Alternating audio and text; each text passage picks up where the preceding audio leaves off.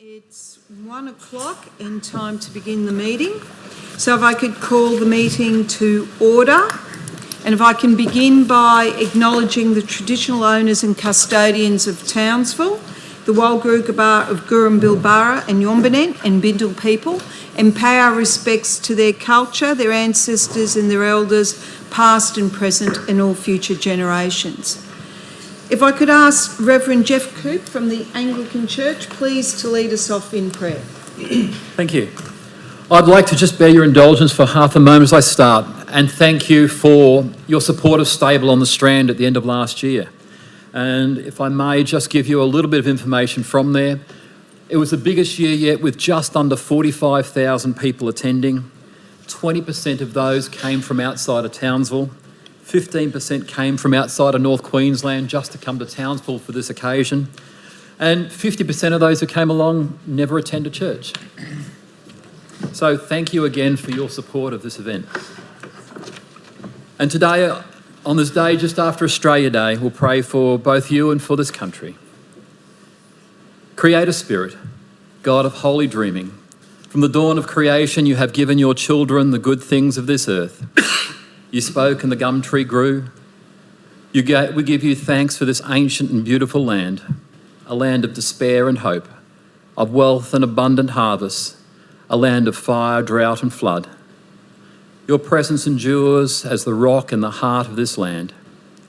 You have heard the cries of all your people and became one of your wounded ones, the convicts, the hunted, the dispossessed. The sunrise of your Son coloured the earth anew and bathed it in glorious hope. Lord God, bring us together as one, reconciled, healed and a forgiven people. We gather from the four corners of the earth. Enable us to walk together in trust from the hurts and shames of the past into the full day which has dawned. Amen. And Spirit of justice and truth, grant to this council, to our governments and all who serve in public life, wisdom, skill, imagination and energy.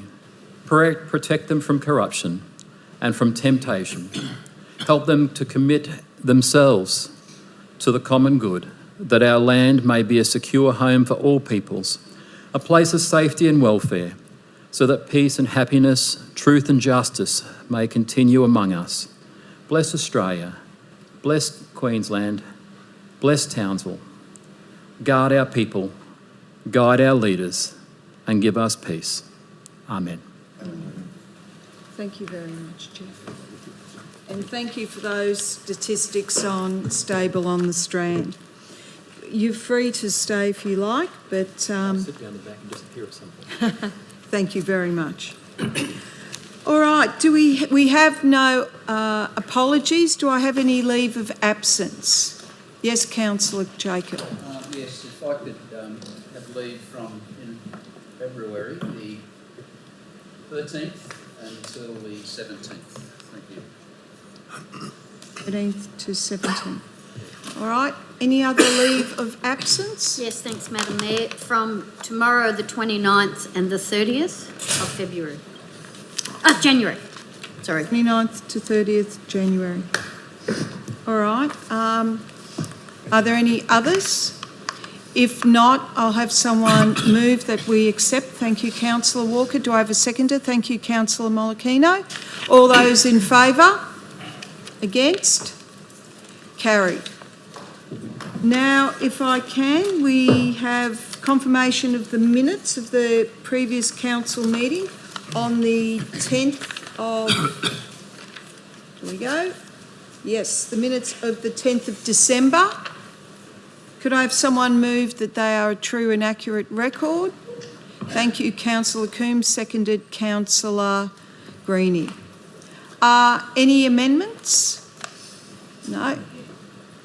Thank you. If there are none, I will put that to the vote. All those in favour? Against? Carried unanimously. Thank you, councillors.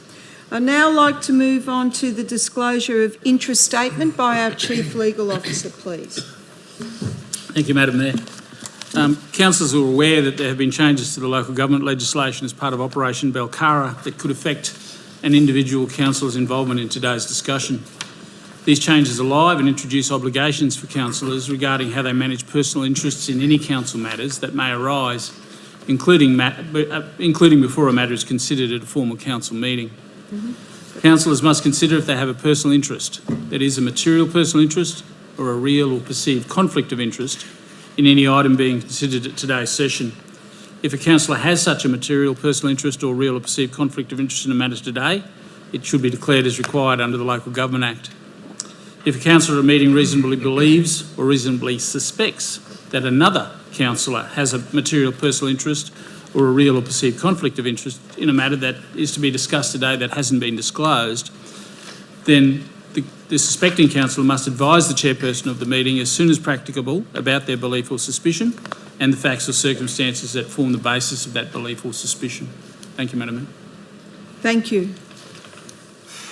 All right, councillors, with that statement, we do have a conflict of interest and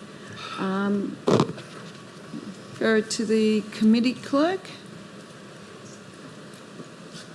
for all of the councillors. So if I can, in relation to item 27, there it is. We will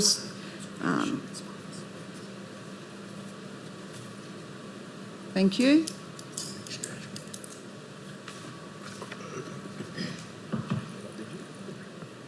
I have to ask Tanya to. All right, I will read out the conflict. In respect of item 27 on the council agenda of January 2020, which relates to a tender to build a new facility for the Douglas Water Treatment Laboratory for Townsville Council Water and Waste Services. I declare that Councillor Walker, Doyle, Saws, Rabine, Coombe, Cook, Molokino, Greenie, Jacobs, Ryder and Hill have a perceived conflict of interest because Gabrielli Constructions Proprietary Limited are one of the companies that has tendered for this contract and were contributors to Team Jenny Hill and donated $1,000.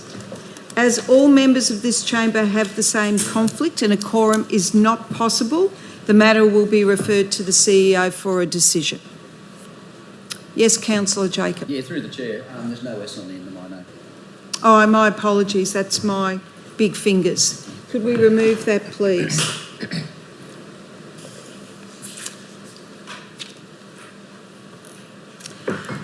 All right. Are there any other conflicts, Councillor Doyle? Madam Chair, after seeking additional legal advice from our Could you speak up, please? I can't hear you. After seeking additional advice from our legal officers, I've identified that I have a perceived conflict of interest on item number 1, as one of the submitters is a personal friend of mine. And I will be leaving the chamber. All right, thank you. And as identified, I've already identified item number 24, which is a material conflict. Personal interest, yes. And we'll be leaving the chamber for that item as well.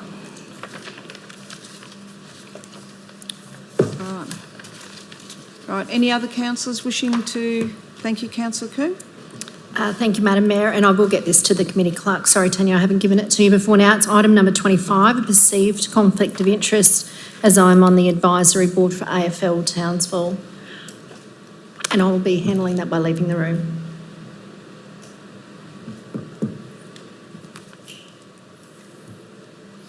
All right. Any further ones?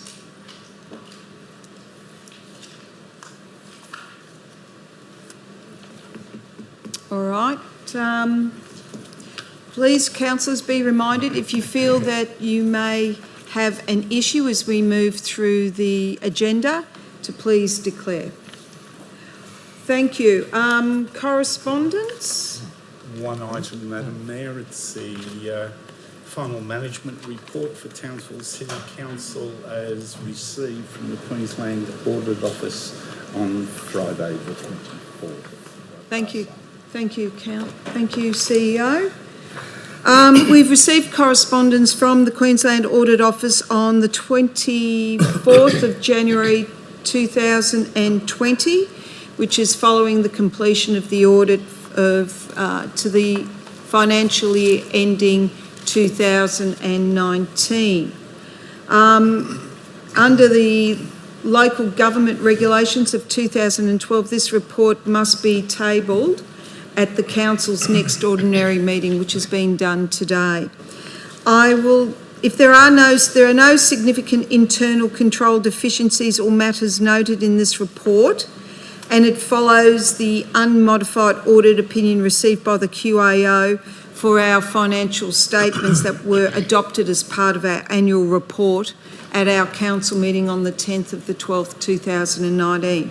I would like to ask council that we note that we have received this report and refer it to our audit committee to consider at their next meeting on the 24th of February. I'll move that. Could I ask for a seconder? Thank you, Councillor Coombe. We'll leave that for the audit committee to bring a report back to council. All those in favour? Carried unanimously. Thank you, councillors. Now, do we have any petitions? No. Deputations? There are none. There are no notices of motions. I'd like to move now to our first presentation today, which is from the Townsville Business Development Centre. If I could ask Mr. Brennan to come forward, please.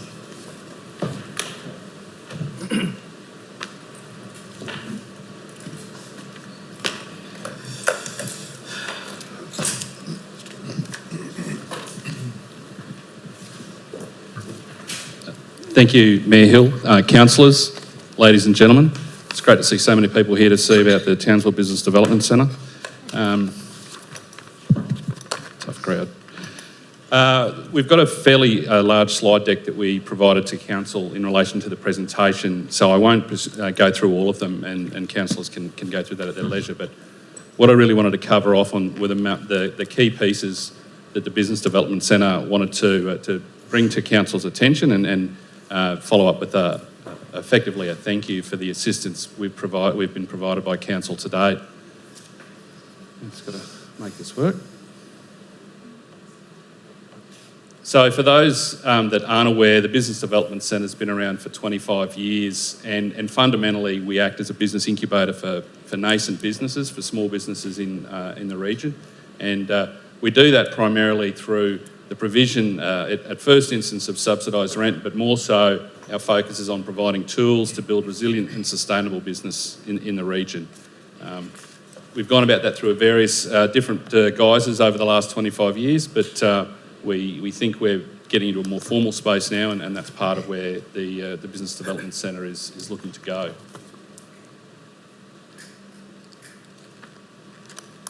We're a not-for-profit business. We have a management committee of volunteers, which, like all volunteer committees, is quite onerous at times for those involved, but it speaks volumes to the amount of work that the volunteers have done over the last 2 years in particular. Two of our members, Rebecca Barr and Mandeep Singh, are alumni of the Townsville Enterprise Emerging Leaders, and that's certainly something that we want to encourage moving forward as well.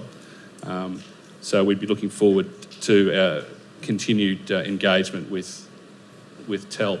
Our centre is leased from the council out at Vickers Road, and there's a few snapshots there in the slide, and that's the incubator setup. Really what we've been focusing on is the place of small and micro business in Townsville. Over the last the last 2 years in particular, we as a board went back and wanted to assess whether there was at first instance a need for the Business Development Centre, and how that need would be best met. I guess as a strategic review more than anything else. We really went back and tried to figure out where the Business Development Centre fitted into the ecosystem of small business in Townsville, and how best we could apply the resources that we've got. We really came up with two questions. Where are small businesses engaged in Townsville, and are they struggling, and how can we assist that? Quickly, the best place to look at is some stats, and you can go through these at your leisure, as I know everyone loves looking at stat slides. Fundamentally, the key movement for us was the number of small businesses in Townsville and where they are engaged, and even with the shifting of people from what you'd class as traditional business into the health space, which is a national trend, we still are largely a group of small businesses around construction and professional services. That hasn't changed. So one of the concerns we had, and this goes back to the GFC, was the number of small businesses in Townsville, and we saw that there was a decrease which matched nationally, and then we were looking at are they coming back, and those slides just demonstrate the exits and entries, and also the level of small businesses operating in Townsville. What probably worried us the most was that we thought it might have been a national trend or a state trend, but you can see on the numbers there in Queensland and nationally, business numbers are coming back, whereas in Townsville we haven't quite jumped back into small business the way the rest of the business community has. And so that really made us question, well, where is our role in this and what can we do to fix that? What we see as being both small business operators or engaged with small business, the two big roadblocks that we saw were a real lack of risk appetite for people moving into small business generally, and the poor survival rates for businesses that start up. And they're really the key weaknesses for small business and micro business in not only Townsville but across the country. Based on that, we could see that there was still a need for the Business Development Centre, and our key focus should be in that space around construction and I guess the more traditional small business areas. There are other places that can deal with emerging technologies, but we still saw a large role for a traditional small business environment. This is where the partnership with the council is so important.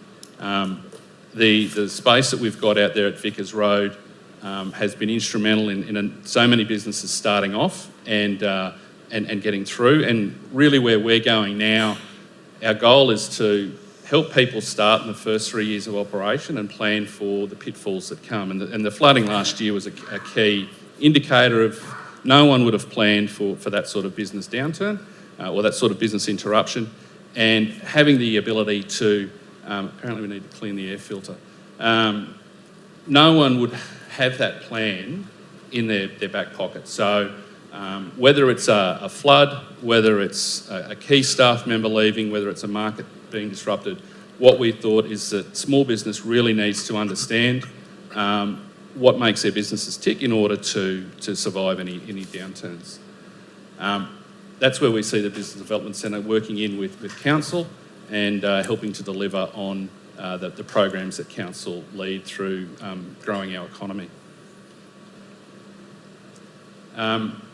One of our key partnerships, our key mode of delivering is through partnerships. We can't do it ourselves as a volunteer group, so that's where we've been able to partner with specific service providers, and we see the council being a key part of that as well through the many services offered out of council.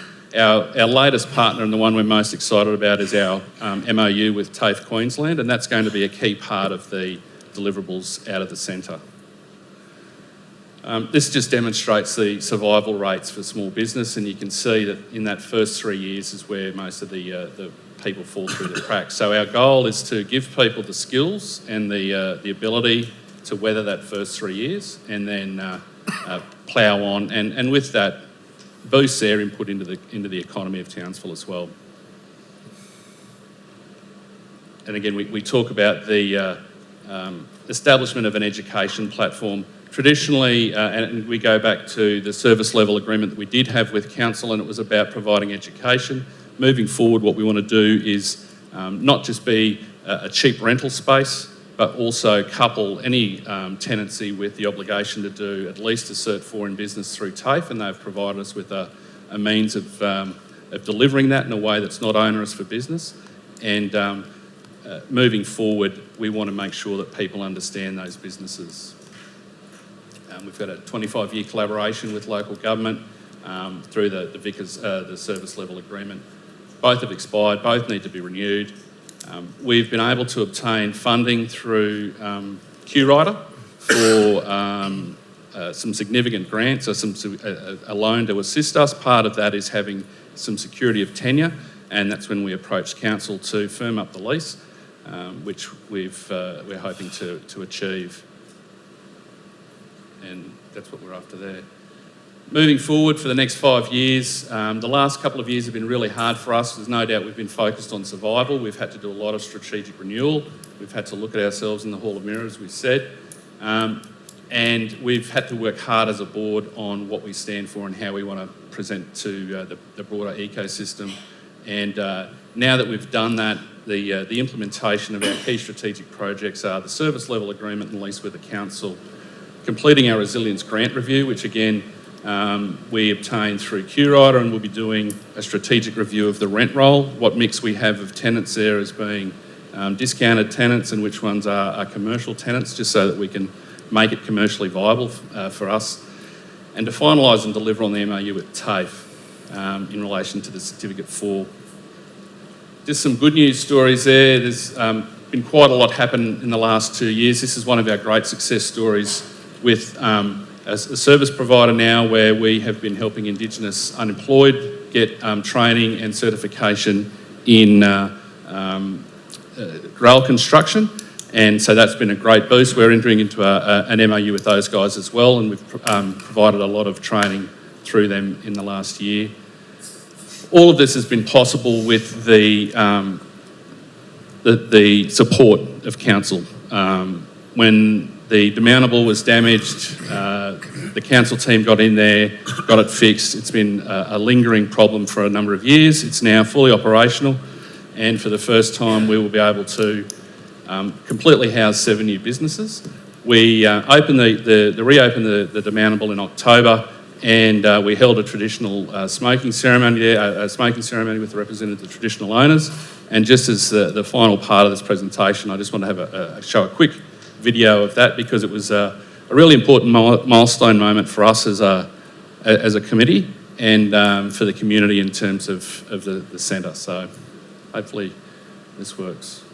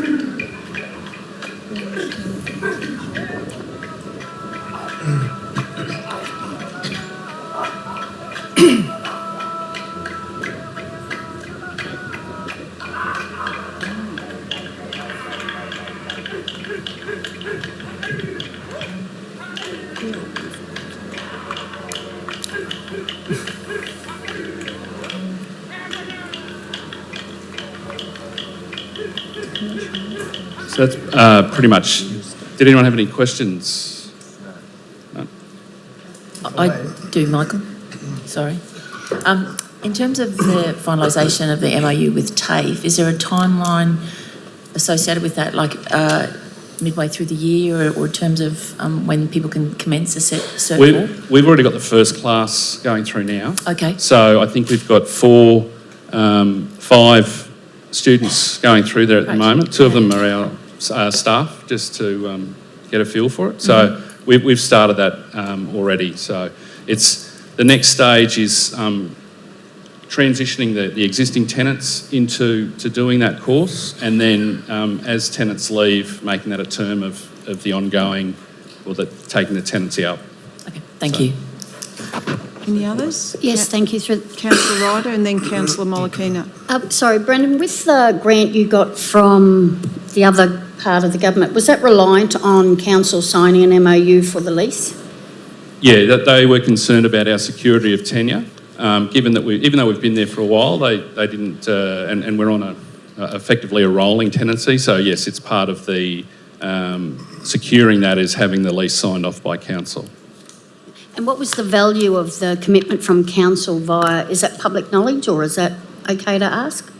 Yeah. Yep. Yeah, the previous service level agreement was set at, I think, 200,000 in terms of in-kind value, and that was based on a rental assessment done back in 2015. So I think there was the rental component and then I think some repairs and maintenance and were factored into that as well. And was that for a 5-year period? No, that was a 3-year period. So the previous service level agreement. So they're two separate agreements, but we'd like them coupled. So. Thank you.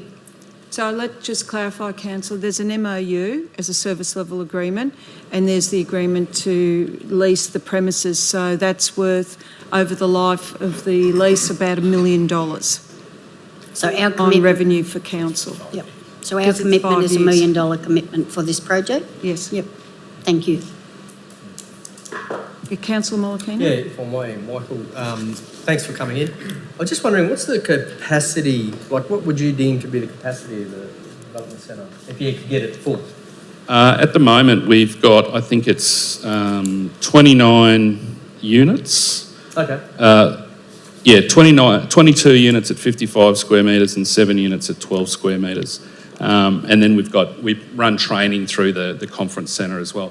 We've been trying to get grants to update the conference rooms to increase the IT, and we're applying through the gambling fund and things along those lines. Yep. So yeah.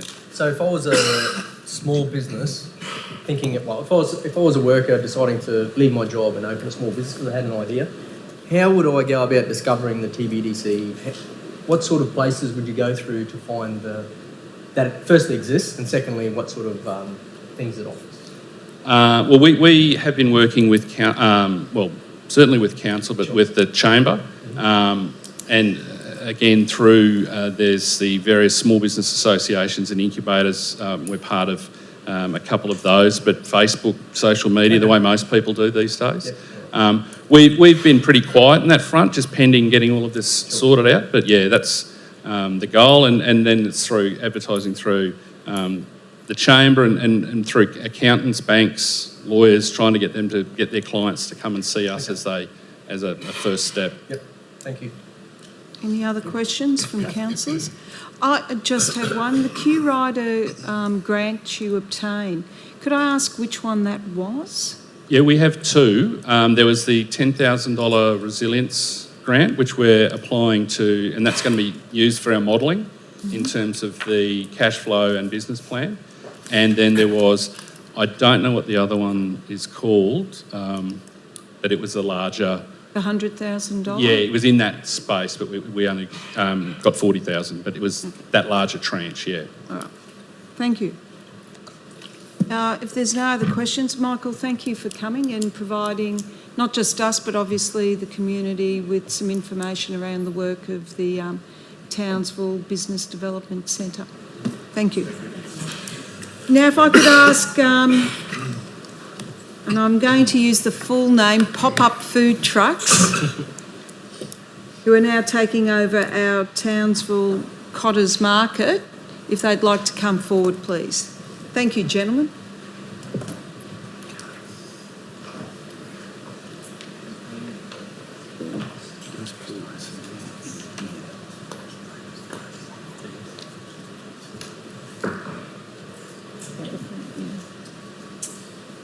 Thank you very much for that. It is Pop-Up Food Trucks, or we like to call it Puffed. Puffed. Right, so hopefully everyone walking out today knows it's Puffed, nothing else. Puffed events. So my name's Jono, this is CK, and then we've got Dan here. I just want everyone just to, I guess, cast their mind back 20, 30 years ago and just have a vision of, or think about what you thought of Cotters back then. I think over the last 3 months, or when we knew that this was up for tender, we obviously had our ideas, but talking to a lot of people about what they thought Cotters used to be, and I guess compare it to now as well, and everyone's got 1,000 ideas.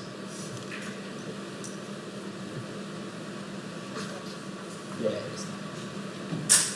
there we go. So there's a few up here that I think, I reckon people will sort of go, yeah, that makes sense.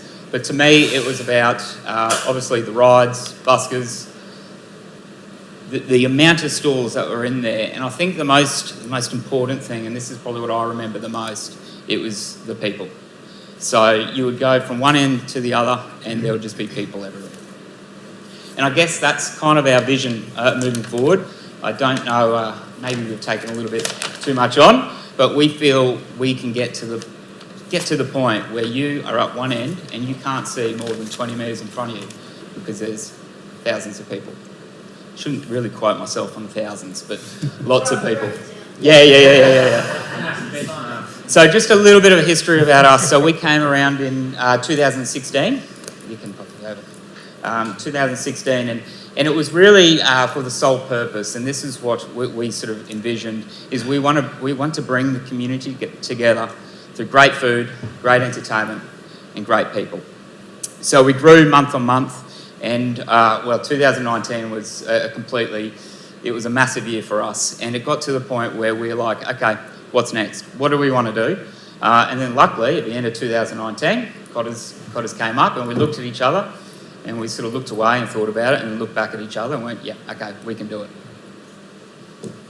So our vision for 2020 is to work alongside the Townsville City Council, all the store holders, the food vendors, local businesses, community groups, and most importantly, I think the consumers, to make Cotters Townsville's premier market once again. Now, from the 2nd of February, our first job obviously was to halve site fees. We've dropped down to $20 to get creators talking again about Cotters. Our algorithm is easy. It's cheaper sites, more vendors, more variety, more interest. Since the weekend, we obviously walked the street on Sunday introducing ourselves, and we've had about 20 inquiries from people that have never had stalls before, so we're really excited already. From the 5th of April, we're going to be focusing on people coming to Cotters, maybe for the first time in years. We would love Cotters to be engaging and interactive, free and low-cost activities for families, focusing on children of all ages. Dan will be going into that in a few moments' time. And our goal is to have a reason for people not only to come to Cotters, but to sit down, have a coffee, and make it an integral part of their Sundays. Now, ongoing, community relationships are going to be paramount. So we want Cotters to be a platform for creators of all different ages. We want the community groups to be able to use Cotters as a springboard for their causes. And we want to link like-minded people who are passionate about Townsville and passionate about Cotters. Our overall plan is to utilise Flinders Street by bringing new stalls onto the street. By doing this, we hope to create a fun, vibrant and happening atmosphere through the entire street. There is already a great variety of stalls at Cotters. We want to expand on this to include bric-a-brac, old tools and wares, upcycled furniture, unique food items including specialty and deli products such as spices, salamis, cheese and olives. As the market grows, extra unique food vendors will be added so consumers have an array of choices for breakfast, morning tea and lunch. Young families are important to Cotters. We will continue to provide free face painting. The jumping castle will become free as well. In this area, a kids' corner will be created full of games, fun, plus the potential to include rock climbing as an additional paid option for consumers. For the health conscious and active families, we're working on offering a free family yoga session at the start of the markets. The live music will continue. We expect this to grow into more school and community groups, even a second stage located as the market expands. We also encourage new and current buskers to continue to attend the markets. Starting from this week, we have implemented 3 inflatable archways as a way to recognise and welcome people into the markets. We have added to the existing furniture with our new Powwow bench seats. These benches are available for people to sit down, have a chat, great for community friendship and well-being. We expect all these vibrant items combined will bring the markets back to one of the must-dos for visitors and locals on the Townsville events calendar.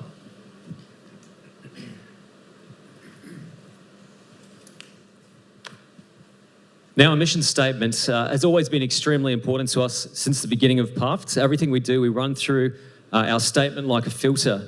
Now, for 2020, we're going to be expanding and encompassing my town, my Townsville. This is why we're all in the room here today. You decided to take leadership roles in our communities. It's why we've decided to create events for our residents. Townsville truly is really important for us. Its history has shaped us, and we're all here to create its future. My town, my Townsville. Thank you so much. Appreciate it. Any questions? Thank you. Whew. Well done, gentlemen. Puffed. We're all puffed. All right. Thank you for that. That was an excellent presentation, and I'm sure we look forward to seeing the changes towards the Cotters Market. Well done. All right, I have no mayoral minutes, so we'll move into officers' reports, and there will be a number of presentations based around this. If I could ask councillors to go to their agenda proper, and we'll begin with item 1, material change of use, planning services. Councillor Doyle has declared a conflict on this matter. Now, I believe we have two people speaking. Would Natalie Everett be available? Oh, okay, so it's not Natalie? No, Natalie's my wife. I'm Nat. Nat, sorry. Oh, well, thank you, Nat. If I could ask you to come forward. Thank you, Matt. And go ahead. Madam Mayor and councillors, thanks for the opportunity to address you today. My name is Matt Everett, my wife Natalie in the audience there. We're owner-occupiers of a contributing property to the Grand Queenslanders Character Precinct. My wife and I were respondents to the public notice of the development application MCU 19/82 and have been fully engaged with your plans team since then, but we still have a couple of residual concerns and appreciate this opportunity to table those. In broad terms, they are size and scale and traffic safety. So first, size and scale. So I understand from the Townsville City Plan that the purpose of the Wills Street precinct in which this development is proposed is that the built form creates a medium-rise environment up to 4 stories in building height throughout the precinct and provides for a sensitive transition in scale to nearby character residential zoned land, which in this case I understand to be the Grand Queenslanders Character Precinct. The Townsville City Plan specifies 2 performance outcomes specific to the Will Street Precinct. They are performance outcome 88, which is building height and scale, is to be consistent with the character desired of that precinct, and performance outcome 89. The built form provides for sensitive transitioning in height and scale to nearby character residential zoned land. The development application and materials available online seem not to address either of these important specifications directly. However, it's quite obvious from the drawings that the proposed development is significantly larger than any other structure currently in the Will Street and adjacent Grand Queenslanders precincts. So I contest that the size and scale of the proposed development, which is 8 levels high, with 36 metre wide frontage when viewed from the CBD, is grossly non-compliant with the medium-rise, medium-density environment intended for the Will Street precinct. I also contest that the proposal for the oversized development situated at the southern threshold to the Grand Queenslanders precinct fails to provide for sensitive transitioning in height and scale. What this will mean is that some of the glimpses of the Grand Queenslanders currently available from CBD public spaces will be permanently obscured by the new development. Also, if a precedent is set by approval of this development, there's also risk of similar problems if such an oversized building was to be placed on the vacant land opposite this one currently. Now on to traffic safety. Because the building is too big, in my opinion, and therefore too many residents with too many cars, there's a traffic management problem. The development application and subsequent queries from and responses to the council plans team establish in well over 10 pages of analysis that traffic management will be complex and will require robust discipline from residents in order to maintain safety on Wills, Stokes and Hale Streets. As you know, Stokes Street is busy and very popular also with cyclists and pedestrians, and I believe the complex traffic situation caused by the development would significantly increase the risk to safety on these roads. So, summing up, I believe that the size and scale of the development have not been correctly considered in accordance with the performance outcomes specified for the medium height Will Street precinct, as specified in the Townsville City Plan, and may set a precedent for further insensitivity of the Grand Queenslanders precinct transition. And I'm concerned that the complex traffic situation due to the development would significantly increase the risk to safety of all users of our roads.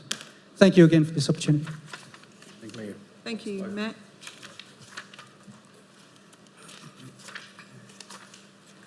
All right, I will ask for the proponent, Stephen Motti, if he could come forward.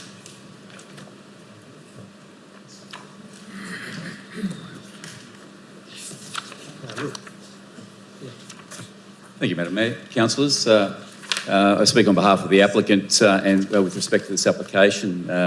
As councillors are aware, and I won't go into too much time given the comprehensive assessment that I see has been included in today's agenda, including conditions under which the development is to be delivered. Fundamentally, the development seeks to respond to Council's contemporary planning scheme. It looks quite properly to pick up the cues of that planning scheme, particularly your strategic framework.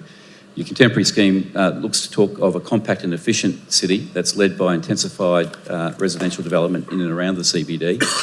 It looks to promote a range of residential offers to contribute to housing and lifestyle choice, and it looks to ensure that vibrant activity centres, including the CBD, remain viable through the support of residential areas. Council would be aware of the nature of the site. It's a site that is not a typical site. It's a site that is actually cut, and it has base RL in the order of about 22, 23 metres. That's at the southern extent city side. As you go towards Will Street RL is in the order of 33 to 34 metres. And a representation of that is probably found looking at your agenda on page 19. There's a little elevation there that sort of shows how the building is to be promoted. The level at Will Street of 32, 33 metres is on the city side. On the other side, council would be aware of the cliff forming, and at the property boundaries then on the western side of Will Street, we have RLs in the order of 40 to 42 metres. As we progress then up the hill, we move into property levels of about 45 metres, ultimately to Victoria Street, which are in the order of 55 metres. So there's a 20 plus metre difference from the base of the building. And that's been recognised before. Council would be aware of an earlier approval at this site that effectively presented a footprint not dissimilar to the current application. It was a footprint that confirmed 5 stories presenting to Hale Street, and that was a decision that was sought to be confirmed by the Planning and Environment Court, which also committed to that outcome. So the tests have been considered in the past. That doesn't dismiss the need to assess the merits of this application, and this application has been supported by a number of technical reports. Those technical reports include engineering, traffic and geotechnical to confirm the development can be delivered safely and in expectation of Council's planning scheme. With respect to traffic, 2 locations for access are proposed. One off Will Street, which will be into the rear of the property. That will be provided to one level only and providing in the order of about 21 car parks. At the moment, that access is used for about 28 car parks. There's actually a diminishment of utility of that access way. The principal access is to be off Stokes Street. The traffic report has identified that the number of traffic movements proposed by the development won't compromise the integrity of the street or the intersections and how they currently function. Quite deliberately, the design looks to understand potential conflicts along Stoke Street, given that it is a road that has gradient, and it is not proposed that there's an all-ways movement at that location. The design ensures that there's a left-in, left-out only that are proposed, and delivery of that outcome will be secured by, again, reasonable and relevant conditions. Council would be aware that performance outcomes of the scheme are important and often supported by acceptable solutions. It is right that the subject land is in the Will Street precinct, which has an acceptable solution of 4 stories. As Council is also aware, the acceptable solution is not the only design outcome. Other solutions may be considered, given that the scheme is a performance-based scheme. And it's on that basis that height's been considered, recognising the strategic framework and its clear objectives, and recognising the other code obligations for the development. Under the interpretation of the scheme, section 1.5, there's a clear delineation of the hierarchy of elements of the scheme and how they must be considered. And it's important that the strategic framework here continues to be recognised because it has the priority in terms of assessment for a development such as this that is impact accessible. Madam Mayor, I won't go into any further detail given the assessment, as I said, that I see has been included in the agenda. If there's any questions. What I'd like to do is now for our staff to speak, if I can, Steve, and I'll ask councillors if they have any questions of yourself or of Matt or of staff. But thank you. All right, if I could ask the Director of Planning, please, to now speak on this. Thank you, Madam Mayor. A lot of the commentary in terms of summarising the proposal has already been said by the proponent and by the submitter. But just to summarise further, we've got an application for a material change of use for multiple dwelling units. In total, the applicant's seeking 39 units, comprising of 24 two-bedroom units and 15 three-bedroom units. As the proponent has advised, the site is located on the corner of Hale and Stoke Street. The site's currently zoned medium-density residential. As was alluded to, it's a sloping bit of land with a higher end at Hale Street and falling away to Will Street. It presents at 5 stories on Hale Street, which is 1 story higher than the acceptable solution from a height perspective, and presents 8 stories at Will Street. The proposal, as outlined in the report, has all the relevant setbacks. It has 2 access points to the site from Stoke Street as well as from Will Street, which accesses the basement car parking.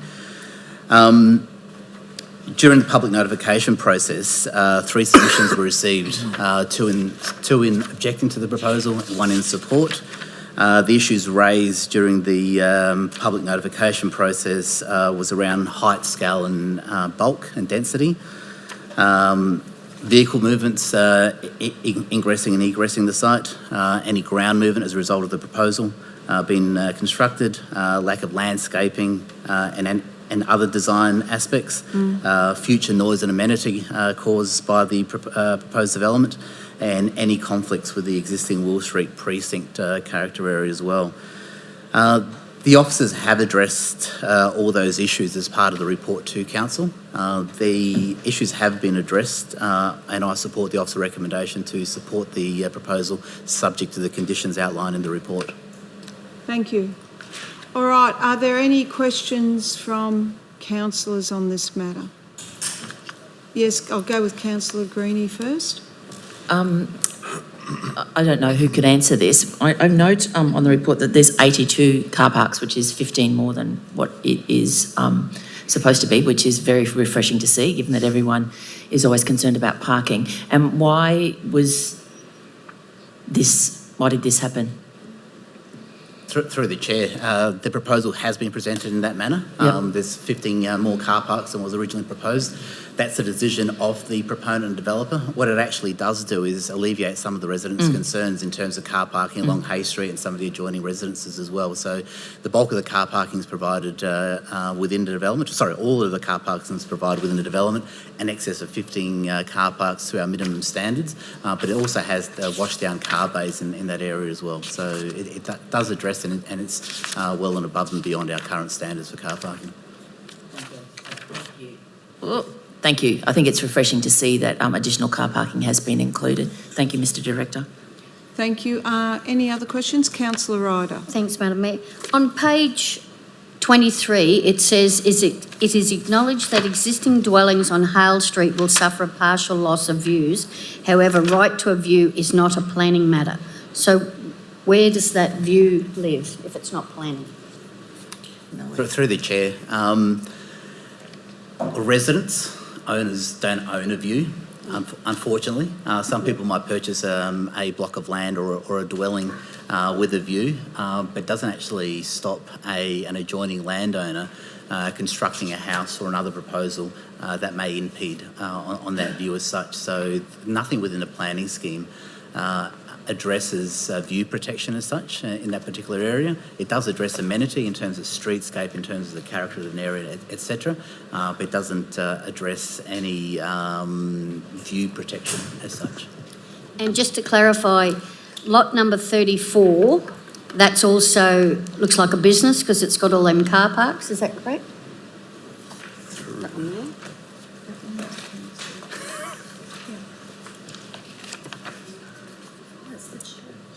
That's a church. Through the chair, I believe that's a church. That's next door. Is that correct? Yeah, 119 church. Excuse me, sorry about that. Thank you, Councillor Ryder. Thank you. Councillor Walker, do you have a question? I just asking about this building. It's 119 is a church, and the little one's a church. Yes, okay. Councillor Jacob and then Councillor Molokino. Yes, through the chair, I have a question to the director. It says in the conclusion, whilst the proposal does not meet all of the assessment benchmarks as prescribed by the Townsville City Plan, it is considered that the approval can be reasonably conditioned. What's this reasonably conditioned meaning? Through the chair, as the consultant for the proponent alluded to as part of his presentation, the planning scheme is a performance-based planning scheme. So in terms of the requirements around setbacks, heights and things of that nature, there's acceptable solutions in terms of how to address them. And if you meet those acceptable solutions, it's more of a straightforward matter in relation to the proposal being assessed. But the performance criteria allows for solutions above and beyond those acceptable solutions. When considering an application and determining whether to support or not a particular application or a proposal, officers, as you'd be aware, with all the reports that have come to council, condition the proposal. So they've conditioned this proposal in relation to car parking, to streetscape elements, to landscape elements, and to all those issues that would normally come to council for consideration. Yeah, thank you. And through the chair, if this is impact accessible, this particular development, it's not code accessible, is it, this one? Council, that's why it's with us today, because it is. Oh, it is. Oh, okay. So if it was code accessible, is that the 4 stories is the maximum height for this particular building? Through the chair, if it's code accessible, we assess it on its merits. Once again, there's acceptable solutions and performance criteria that need to be addressed. So we do provide for relaxations as part of the code accessible proposal as well. Yeah, thank you. Yes, Councillor Molokino. Just have one for the director, Madam Mayor. Certainly. Just wondering, on a hill like such with different RLs on both sides. Could I ask you to speak into the microphone, please? My apologies. Based on a hill where it recedes up or increases up, different RL levels there, which one takes precedent, uphill or downhill when you're talking about maximums, height, maximum floors? Through the chair, we assess it on its merits, because obviously we could receive a different proposal with a slope uphill, which would have a very different impact than the current proposal. The way the lay of the land is, it slopes away from from Hale Street down to Will Street. There's a laneway that can access the basement car park in back of Will Street. So the 5-storey component along Howell Street is probably where we are. So where the planners have assessed the application, the impact of the 8 stories it's very difficult to deal with just because of the slope of the land. So there's no set provision. We assess it on its merits. Madam Mayor, Yes, thank you. We'll recognise Tony Blythe, solicitor. Yeah, Madam Mayor, excuse me interrupting. It's just of everybody in the room, I suspect I'm the only person who was in the court for the first iteration of this development. And the court answered that question very conclusively. It was taken from the uphill side. That was 18 years ago, whatever it was, 15 years ago. It's not this particular development, but the development of that site. We spent 3 days in court arguing exactly that point, and the ruling was it was taken from the uphill side. So in this case, it would be from the Hale Street entrance, not the Stoke Street site. So the councillor, I'll give you a very good example. On Castle Hill, a number of homes appear to be 3-storey from one side and 2-storey from the other. So wherever the front address is for the property, that is where the height's taken from. I think that's the easiest way to describe it, Mr. Blythe. In Castle Hill, generally, yes, but it's really the highest point of the undisturbed land. The difficulty with the Hale Street site, as was mentioned by both people who presented, was the land has been excavated and one side of it is artificially low.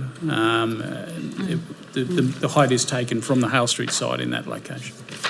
So, Madam Mayor. Yes. So if that's the case, dealing with the court, they've identified that. We're really only dealing with one level above the mandated height in the Act. So, some of that is actually answered in the responses from officers to the grounds of submission.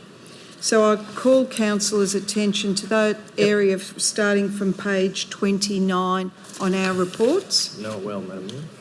So some of those issues have been dealt with. Councillor Greenie. Yes, Madam Mayor. If this is probably a question for if I could address it to the director.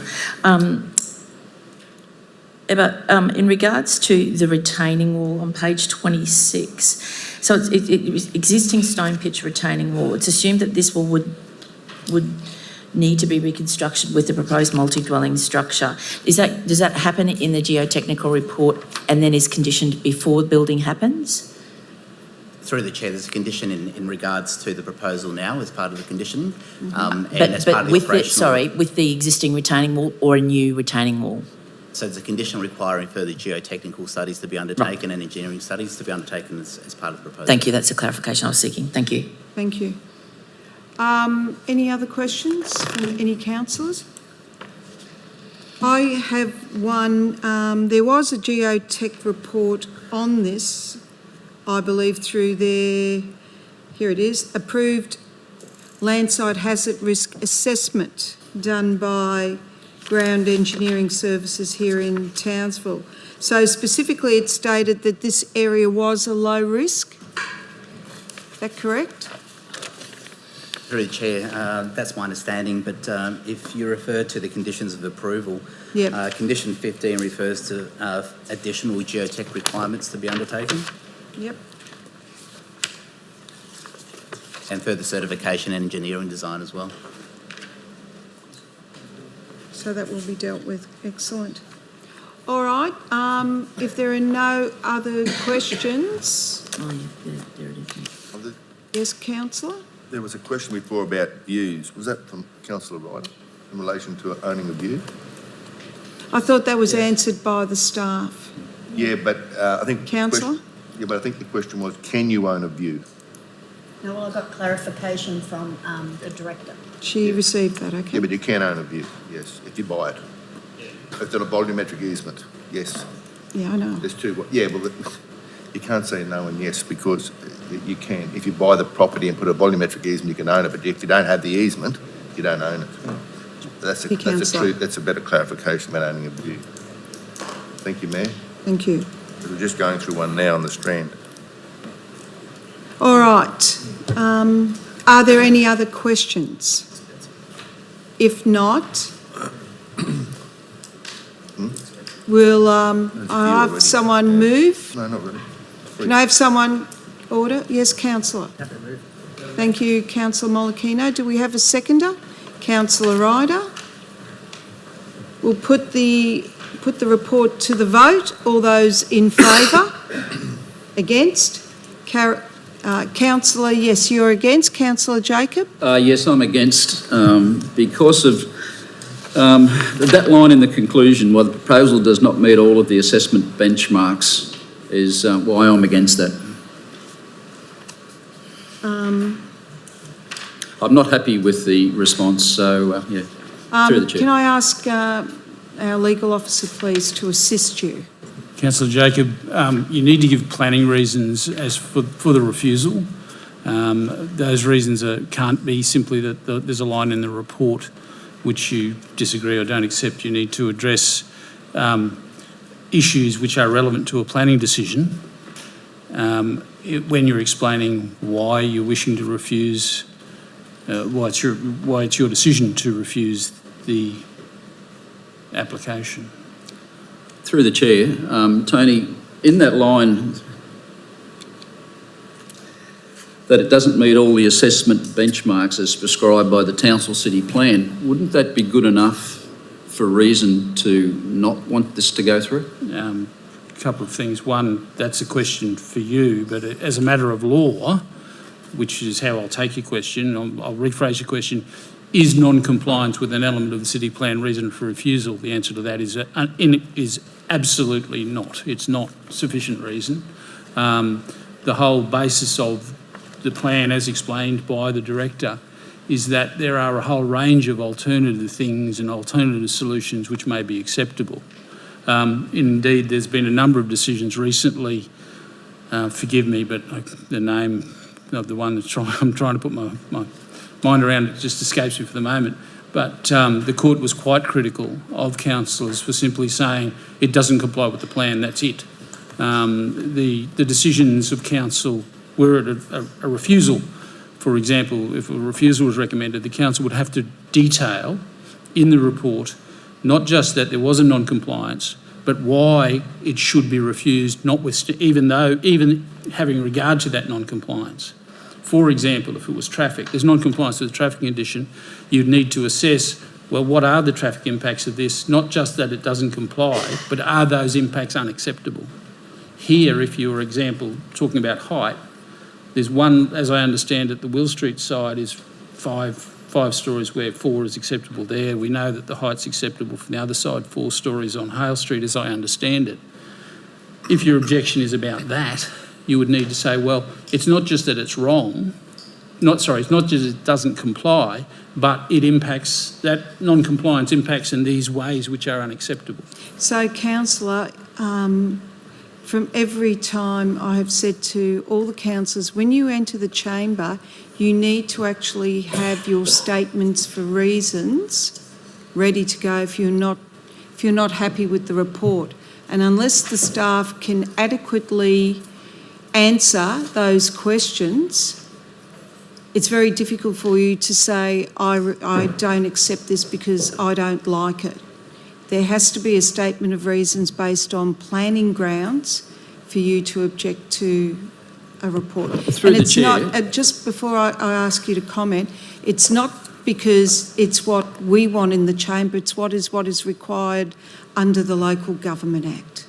Through the chair, why in that instance do we have the proponent and also the objector talk to us about this if we have to come into this chamber with a predetermined outcome?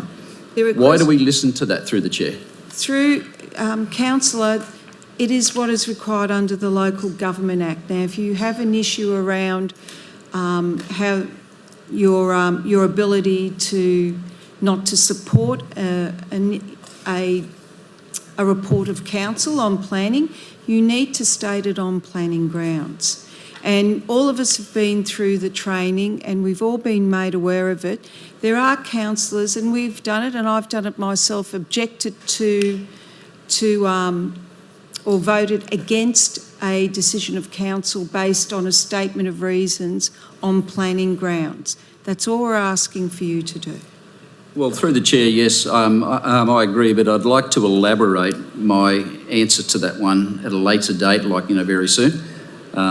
So I can go through that, because I'm just looking at objecting because of the conclusion that we've come to. So I will elaborate on more planning plans.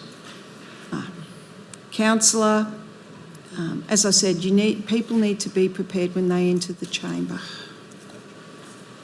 All right, look, for the process, I can only advise you, councillor, there is a responsibility for you to understand the planning scheme of council, to go through these reports. There's opportunity for you to speak to the staff prior to this to seek clarification.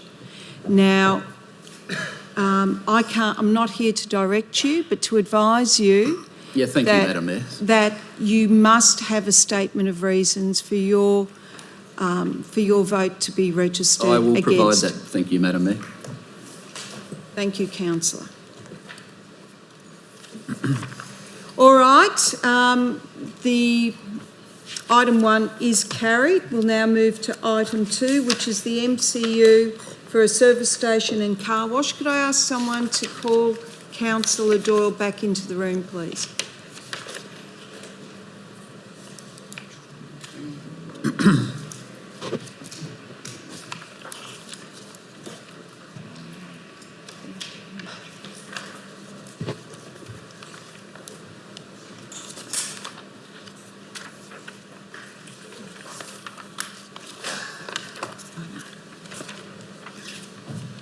All right, if I could ask the Director, please, to provide us with some background information to Thank you, this Mayor. item. Item 2 relates to, is seeking 3 approvals. The first is regarding material change of use for a service station and car wash. The second aspect is a reconfiguration of a lot, so they're seeking to subdivide one lot into 2. And the third aspect is regarding operational works, seeking approval for advertising on site. The site's located on the corner of Mount Lowe Parkway and Linwood Avenue in in Bushland Beach. The site's currently zoned low density residential, and hence the proposal triggers an impact accessible development. During the public notification period, council officers received 124 submissions. The breakdown of that was 119 were in support of the proposal, and 5 submissions received were objecting to the proposal. The issues raised as a result of the objections included traffic issues, access and egress to the site, location in relation to the bus stops, air quality, noise, light, the environment, and questioned the need for the proposal in the locality. The issues have been addressed by the council officer's report in detail. Council officers are recommending approval of all 3 aspects of the proposal, subject to conditions, and I tabled the officer recommendation for your consideration. Thank you. All right, there's no one here to speak for or against this. Is anyone wishing to speak on this matter or have any questions for the Director? Yes, Councillor Jacob. Yes, Madam Mayor, through the chair. Look, I've always been for this proposal, but in going in this change of from residential to commercial, I'd just like to ask a couple of questions. One is, there is commercial entities existing down Lionel Turner Drive next to the Coles establishment. Are any of these commercial parcels of land, has that been investigated for this particular service station? Now, the reason I ask that is because my main concern for this service station now, even though I do admit that there's over 100 for this and there's about 4 or 5 against this is in my division, I just wanted to know the parking issue that we've got. That part of Bushland Beach has been operational for school kids on buses, and there's a bus terminus there. And I know that the mums and dads and the grandparents park on this particular lot of land to go and pick their kids up. Has there been any identification of another bus stop and more land so that people can actually access the bus stop and pick the kids up? Because that's one of my main concerns. Through the chair, there's a couple aspects or a couple of questions raised in Councillor Jacobs' commentary. The first is in relation to the site itself. The proponent has chosen the site. We don't necessarily have a huge involvement in terms of which site the proponent wants to develop the service station and the car wash on. So we received the application and we're just obligated to assess the application in relation to its suitability on the site, and that's what council officers have done. In relation to car parking, there is commentary within the report in relation to the general public using private land for car parking. It's not intended, it hasn't been identified for car parking now or ever. It's a private bit of land.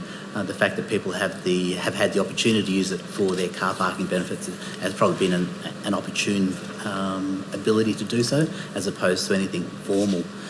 In relation to the bus stops, my understanding is that there's two bus stops, one on Linwood Drive and another one on Mount Lowe Parkway, that will be retained, and so access to those bus stops will be retained as well. Yeah, thank you. And through the chair, it also brings into question, and I read in the reports, that the roundabout itself, the single lane roundabout, which accesses into Coles off Mount Lowe Parkway and into Linwood Avenue, has council envisaged that, and I did read the report that's come through, have they envisaged that this is going to be a problem with this particular service station and the access into and out of, affecting that roundabout? Through the chair, my understanding is that there's a traffic report that's been submitted as part of the proposal, so all the traffic engineering and parking has been addressed as part of that consideration. Thank you. Thank you. Any other questions? Councillor Cook. Just through the chair, for the director, and may well be already answered in this traffic report that's forthcoming. On page 63, on the Mount Lowe Parkway, the centre strip breaking up the road there, which way, the two ways, is that going to be solid and raised or just painted on the road? That's part of the operational works, Mr. Director. So I agree. So I'll have to. Sorry, part of the operational works they're seeking at this point in time is in relation to the signage only, Madam Mayor. Any further works required as part of any upgrades to the road treatment, whatever else, would be part of a further application. But I might seek guidance from my planning staff to see if they've got any further advice in relation to that. Mm-hmm.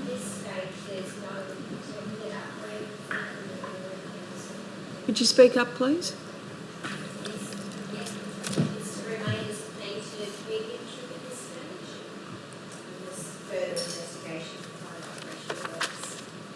So that will allow trucks to drive around there and over that, wouldn't it? If it was just painted. It's a painted median.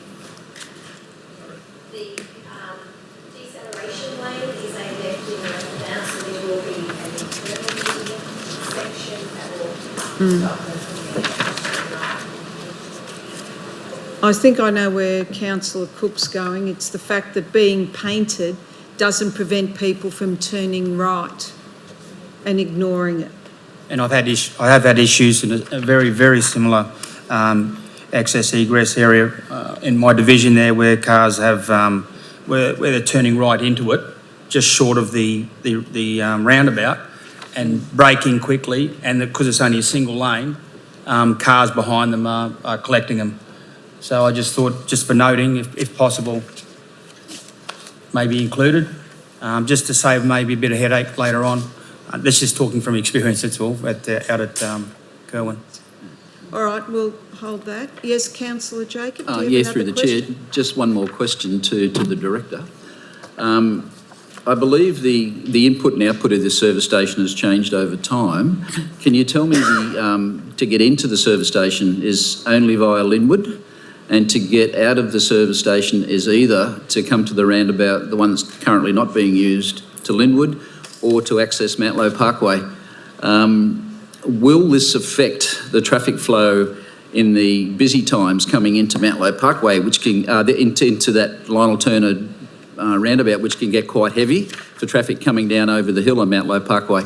Will it impact on that if a lot of people turn to go into the servo, to the bank up of traffic on that particular road? I did read the traffic report, but it wasn't in that particular option.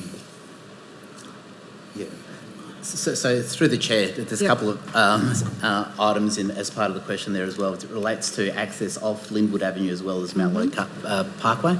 My understanding is that access can be obtained off Linwood Avenue as well as left in from Mountlow Parkway. And similar regress would be left out along Mountlow Parkway as well as using that roundabout treatment on Linwood Avenue.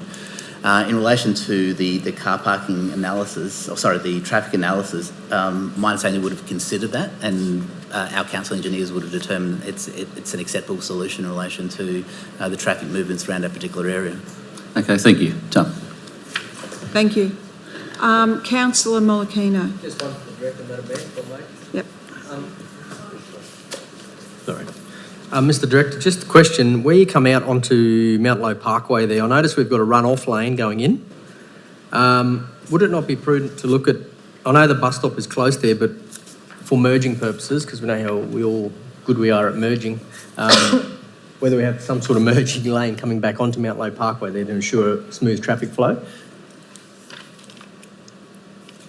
Through the chair, I'd have to seek for further engineering advice on that in terms of the design of that, unless there's one of our other plans can provide some advice in that space. The traffic that's intended to turn that out, the development zone does not the reverse of the deceleration will happen. A merging lane? So if I may, Madam Mayor, is that something that we could keep open into the future to look at if the capacity increases coming out onto there as some sort of condition? If we do a traffic count later, it becomes a problem, can we then impose that condition? Or no? I'm sure we can do many things, Mr Director. Through the chair, you'd have to impose that condition now, anticipating what the traffic volumes might actually be. So you'd require them to upgrade that intersection and whatever treatments you're seeking. Yep. All right. Any other questions? I have a couple, Mr Director. Firstly, the roundabouts that are currently there, what size vehicle are we expecting to do petrol deliveries? Because one thing I didn't see is whether or not the vehicles will be able to get around the roundabout sufficiently without running them over. Through the chair, I'd have to seek further advice from a planning officer. Could I? The highest is the high rigid vehicles, which are the same type of vehicles that service in the shopping centre at Coles now. So they're not particularly large than that. The traffic will be going through it, won't be doesn't have a requirement to do a 3/4 turn across that. So it's smaller than that. So this is the first thing. Do we have a traffic management plan for these vehicles to enter and exit the service station? Because I couldn't see one on the report. What I saw was a traffic impact assessment report, but please tell me where the page is where it talks about these vehicles entry and exit, because the majority of them tend to be on main thoroughfares, most of our service stations, that have easy clearance for these vehicles. This one isn't. So, all right, because I've seen in the past significant damage done to council roads by these sort of vehicles not having a proper traffic management plan. And if it's coming in from Mountlow Road, then it would have to turn left out of Mountlow Road. So then how would it get back up to the highway? Yes, thank you. Could you come forward, Paul, and speak up, please?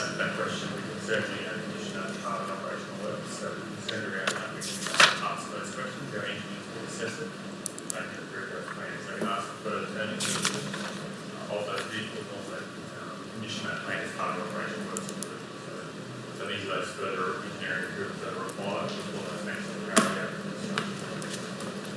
Can I ask, because for us, for myself, that's an important aspect to this, because this is a fuel service station that is not on a main thoroughfare. And one of the reasons the proponent has brought it forward is to ensure, claiming that local traffic will only use this. Now, this is on council, this is on a road that is typically not used to carrying that size vehicle. So I would have liked to have seen that in the report. Yes, councillor. Just further to what you're saying, on page 62, one of the dot points says medium rigid vehicles or larger trucks, including right. refuse collection and bulk fueling. So once you get above medium rigid, it goes to semi-trailer. So, yeah, so obviously there's an issue there we'll probably need to look at. There will be an issue because it won't be able to get round the Linwood roundabout, and if it comes in off the Mount Low Parkway, we'll wind up with damage on our assets. Medium, heavy rigid, semi. All right? So that comes back to whether or not we condition it for a size vehicle. So I might ask our Director of Infrastructure the sort of vehicles really, because this isn't just a once-off, this is going to be a continuous delivery on council road assets. Can you tell me, in your opinion, looking at this, what would be a size suitable for our roads? Madam Mayor, I think that you'd have to look at the deliveries that would happen in this situation. Obviously, the fuel tankers and the size of those at the roundabout. So I would have expected a model would have probably been done to assess that, to determine the size of the roundabout. All right. And we have an issue around existing pedestrian crossings and footpath to be redesigned. Part of the problem we have is we do have a skate park and a park across the road, and there's a tendency for kids, let's be honest, to take the shortest possible route across. Have we considered conditioning this to ensure that there is, and we've done it around the Murray Sporting Complex, to place pool fencing to prevent people from cutting across through roundabouts?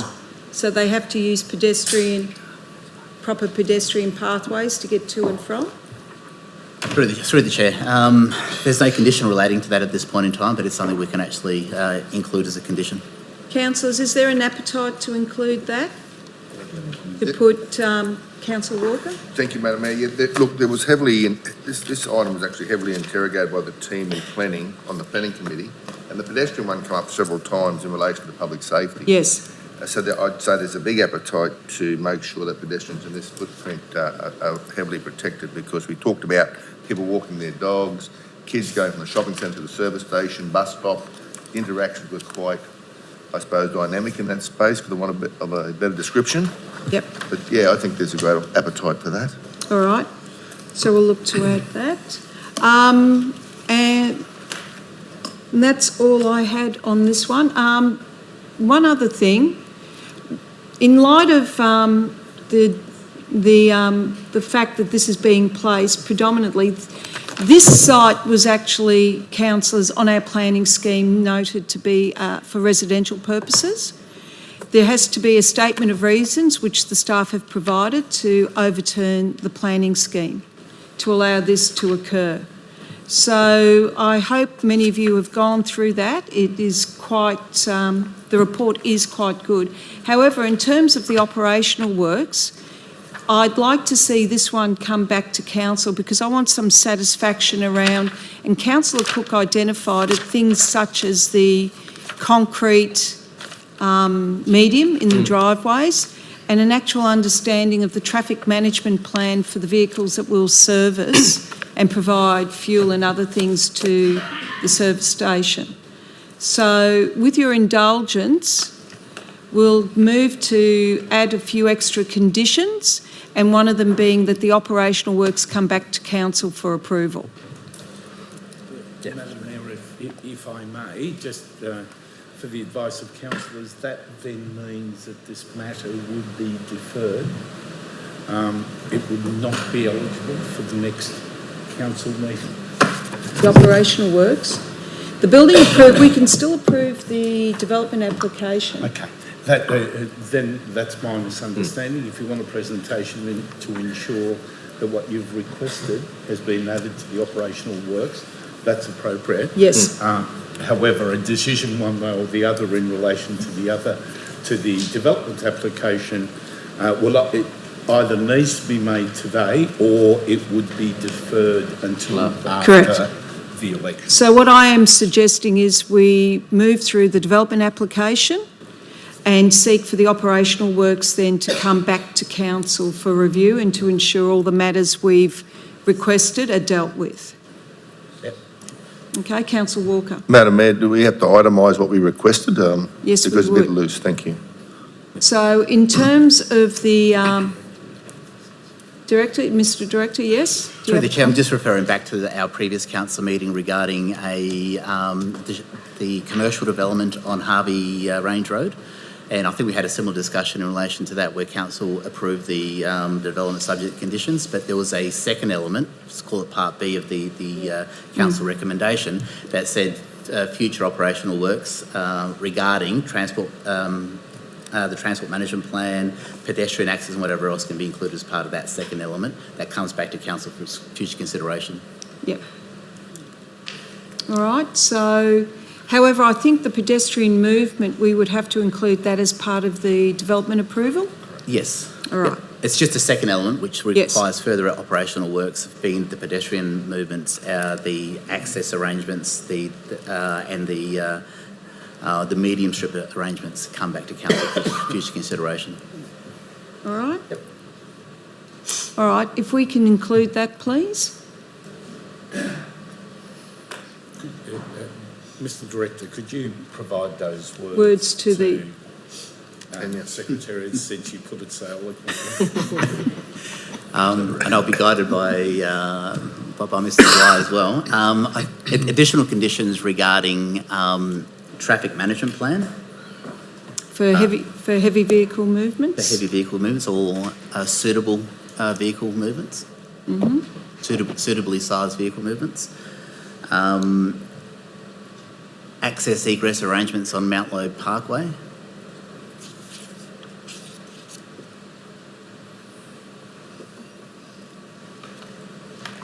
Medium strip treatment on Mount Loeb Parkway. Median treatment And from service station site to Mount Loeb Parkway. Yep. And the next element would be the fencing. Yes. To address pedestrian issues.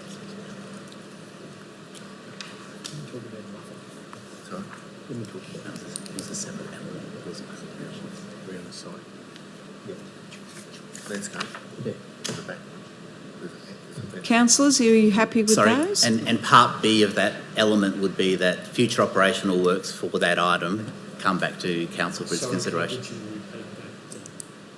Part B of, so I think that could be incorporated as part of the overall conditioning of the approval. Yep. Part B, which would be separate to it, saying future operational works for those elements come back to council for its consideration. Correct.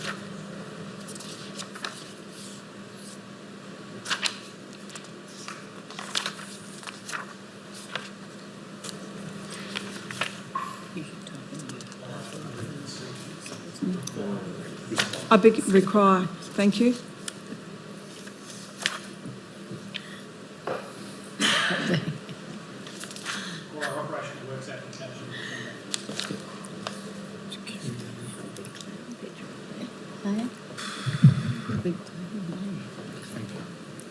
Councillors, are you happy with that? Yes, thank you, Mayor. Yes, Madam Mayor. Excellent. All right. Yes, Councillor Mulcahy.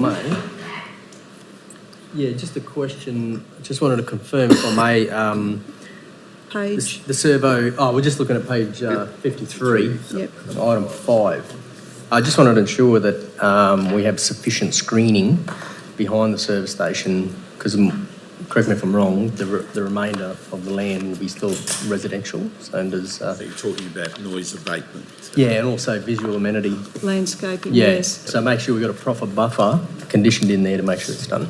Yeah. That's all. So, for example, to prevent fences from being graffitied, hedges are very good. Whatever. Right, so are we talking page 53, landscaping conditions? So the operational works should include a landscaping plan. Yep. So for the landscaping plan to be part of the operational works for us, we'll be required to come back to council for approval. Thank you. All right? Excuse me, Madam Mayor, just through the chair, Tanya might wish to fix the medium treatment to reflect median treatment as opposed to medium. Media. And Thank you. Cool. All right, councillors, so that's in addition to the approvals.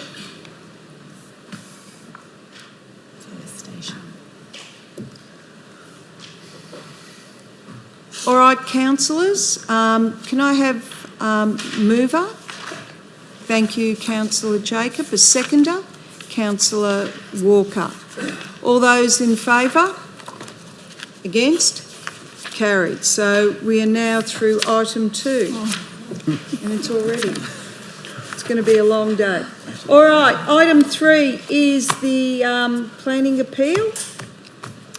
It's fairly straightforward. Any issues? That's for noting. Yep. Through the chair, may I recommend items 3, 4 and 5 be moved together because they're all for noting. The first two in relation to outcomes of appeals, and the fifth one is in relation to just an officer update and response for noting regarding the home-based business at 9 Crispin Court, Kerwin.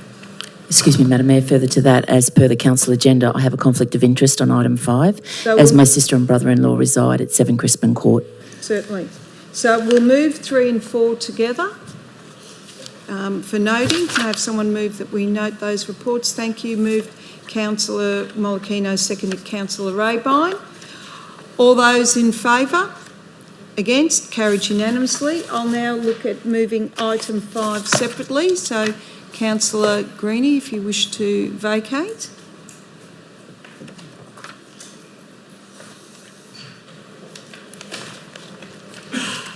So can I have someone move that we note item 5? Thank you, Councillor Walker, seconded by Councillor Doyle. Any comments? Yes, Madam Mayor, probably a comment about, I just want to flag, I think it's time to, and after listening to the presentation from Mr Brennan, as I think we need to have a good look at our home-based businesses and really start to think about what people are doing in their home and are they really home-based businesses, because I think that's more and more people are staying at home and they're growing and car parking is growing, and just want to flag that, Madam Mayor. Okay, Councillor, what you're noting there is that some home-based businesses are growing beyond being a home-based business. That's correct, and it's unfair for the other businesses that have to pay for bricks and mortar rates, and I'll continue. Yes, I agree, and that's something that we also have issues in terms of the way the State Planning Act is written around home-based businesses. Correct. All right, we'll note those comments. If there are no others, we'll put item 5 to the vote. We have a mover and seconder. All those in favour? Against? Carried unanimously. Could I just ask if we could bring Councillor Greenie back in? And we'll move on to item 6. There is a speaker. If I could ask for Elizabeth Poole. Come forward, please. Through the chair, just to clarify, I believe Elizabeth's speaking to item 7, not item 6. Oh, my apologies. Item 7. Sorry. We'll move through to item 6, which is the resolution of our local government infrastructure. Thank you, plan. And if I can, Mr Director, do you wish to highlight this? Through the Chair, I'll make this really simple. It's just an update of our existing LGIP. It's just been updated through consultation through the community, but also through various agencies. They, as part of the executive summary, they refer to Economic Development Queensland, the UDIA and DTMR, who provided input as part of that public consultation process.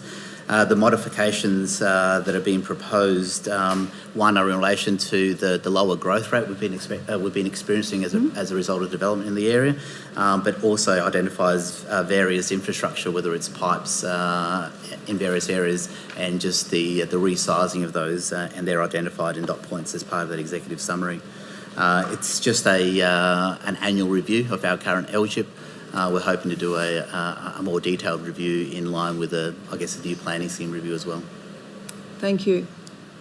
It's fairly straightforward. Are there any questions for the Director? Yes, Mr Councillor Jacob. Yeah, through the Chair, it's in attachment number 1, the LGIP interim amendment 2019. Just on that table 1 from the Department of Transport and Main Roads, can I get a clarification on our plan for Sanctum West and Sanctum going via Svensson?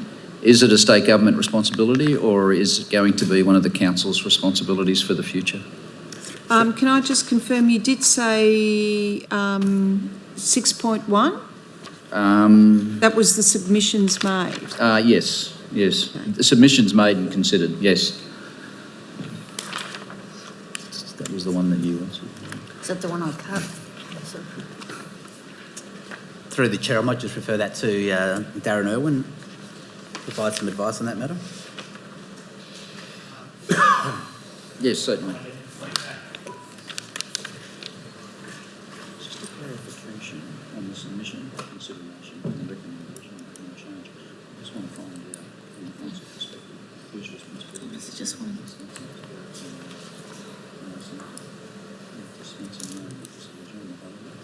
But I just want to know.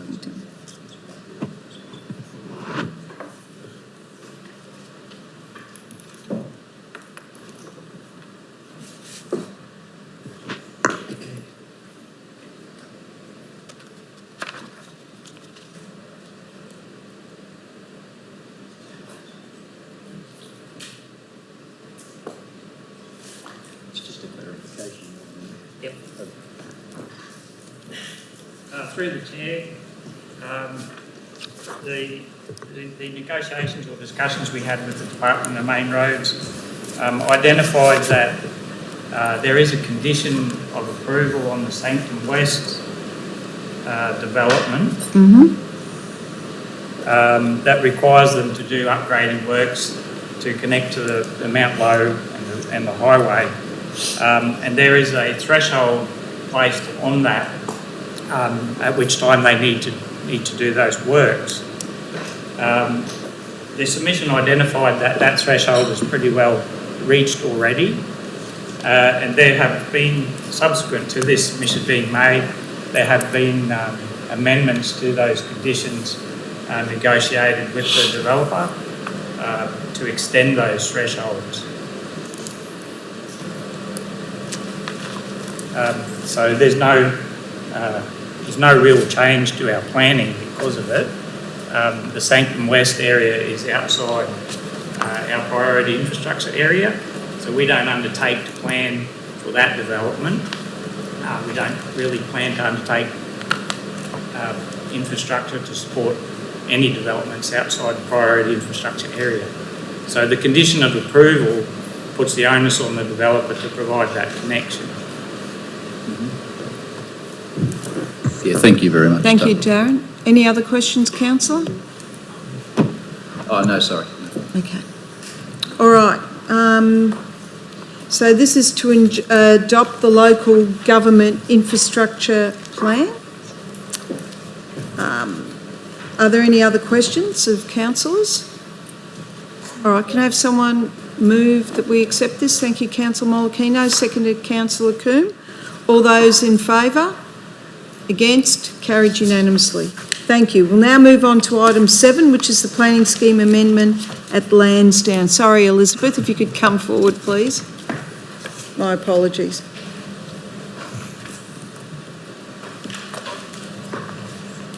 My name is Elizabeth Poole and I speak to you today as a landowner and resident of Woodstock, Townsville. I thank the Council for this opportunity to speak with you today regarding the planning scheme amendment at Lansdowne Station Calcium. I note that the Woodstock Action Group has been denied the opportunity to speak as part of this deputation. A mere 11 weeks ago, Council notified Woodstock residents the Council intends on rezoning Lansdowne from rural to high-impact industrial. This has been met with widespread community outrage, given the significant off-site adverse impacts, which are by definition likely, as a result of heavy industry being placed at Lansdowne. Now, given the unanimous voice of the community protesting the development location, will Council listen to their constituents, acknowledge that they do not have the mandate to go ahead with the Lansdowne Amendment and provide jobs and growth in a safer, more appropriate location? The Lansdowne site sits atop both the Ross Dam catchment and the Horton River catchment.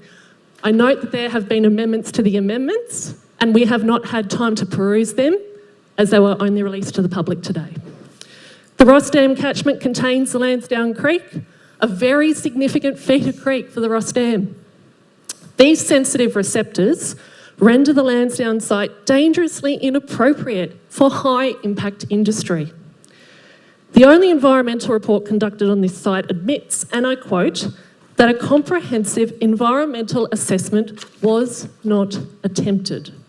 The protection of groundwater resources from industrial activities necessitates detailed investigations. When I asked Council when these would be done, the response was that Council did not have the time or the money to do them.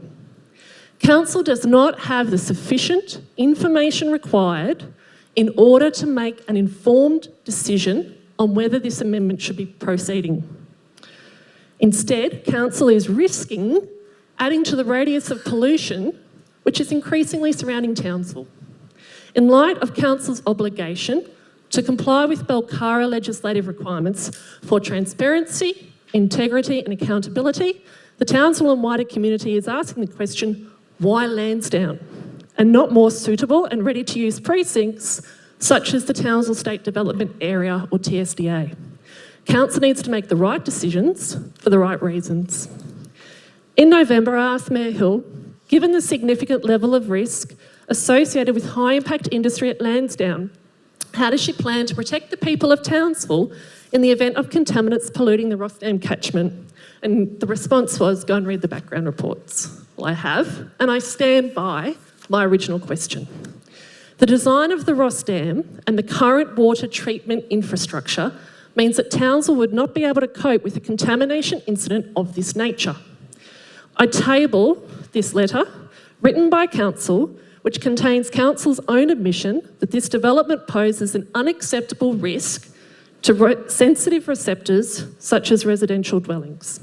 In the Townsville City Plan, it clearly states that the preferred location in North Queensland for the establishment of industrial development of regional, state and national significance is the TSDA, not Lansdowne. In fact, it states that Lansdowne is the least preferred option. I table the Townsville Land Use Proposal, the Strategies Report.